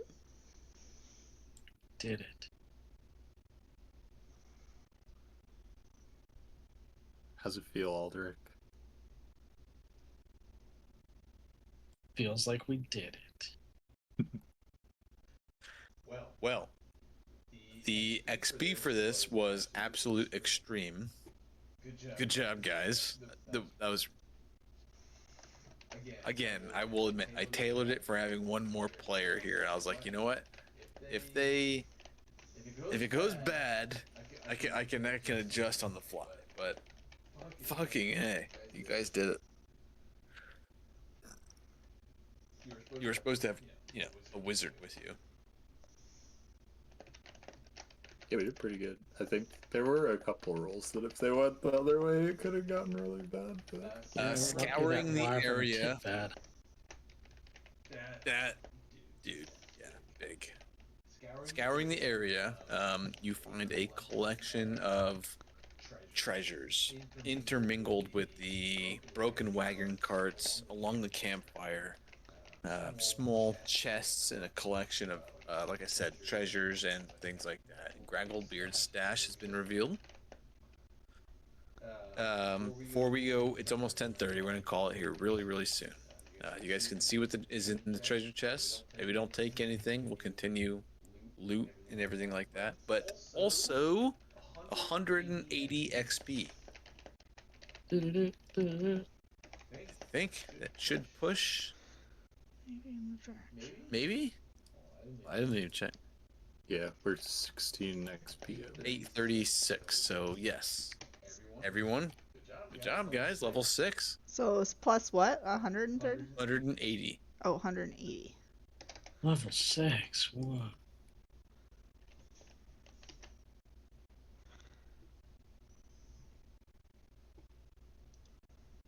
I get a level 6. Blast feats? Class Oh, feat, yes, it's skill on feats. feat. Yeah, six is good. Evens are good.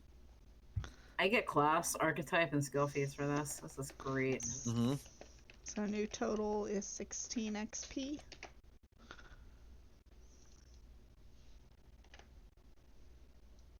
More to be earned if you guys possibly go back to the Cairnstone. Oh. You can ignore that. You don't have to go back to the Cairnstone. Just ignore that for the rest of the campaign. I'll cut you. I bet Aldrich would cut us less. Gotten. Sure.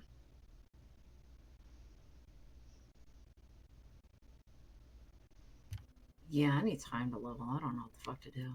No, yeah, this is yeah, no rush because there's a good chance next time we play we're gonna go into a big level up session. Likely lots of RP and flow. The last half of the session will likely be into a kingdom session. Because this particular event, it's not tied to the trolls, but it's kind of supposed to almost level your kingdom up a full level post once you guys get back. Security that you guys establish along the eastern side of the Tuskwater opens up a bunch of shit, and shit happens, and I want these. there is some bad events that happen, but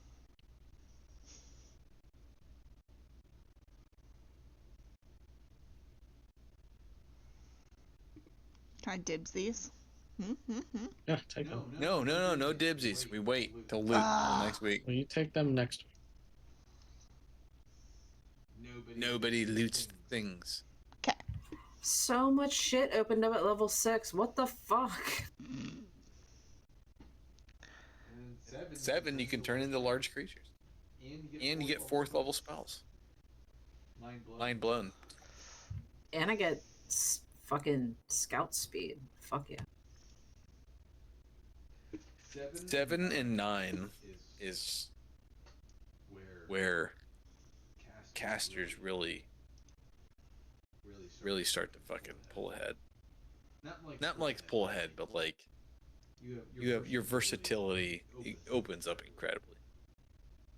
The amount of spells, options, and choices that you have is vast.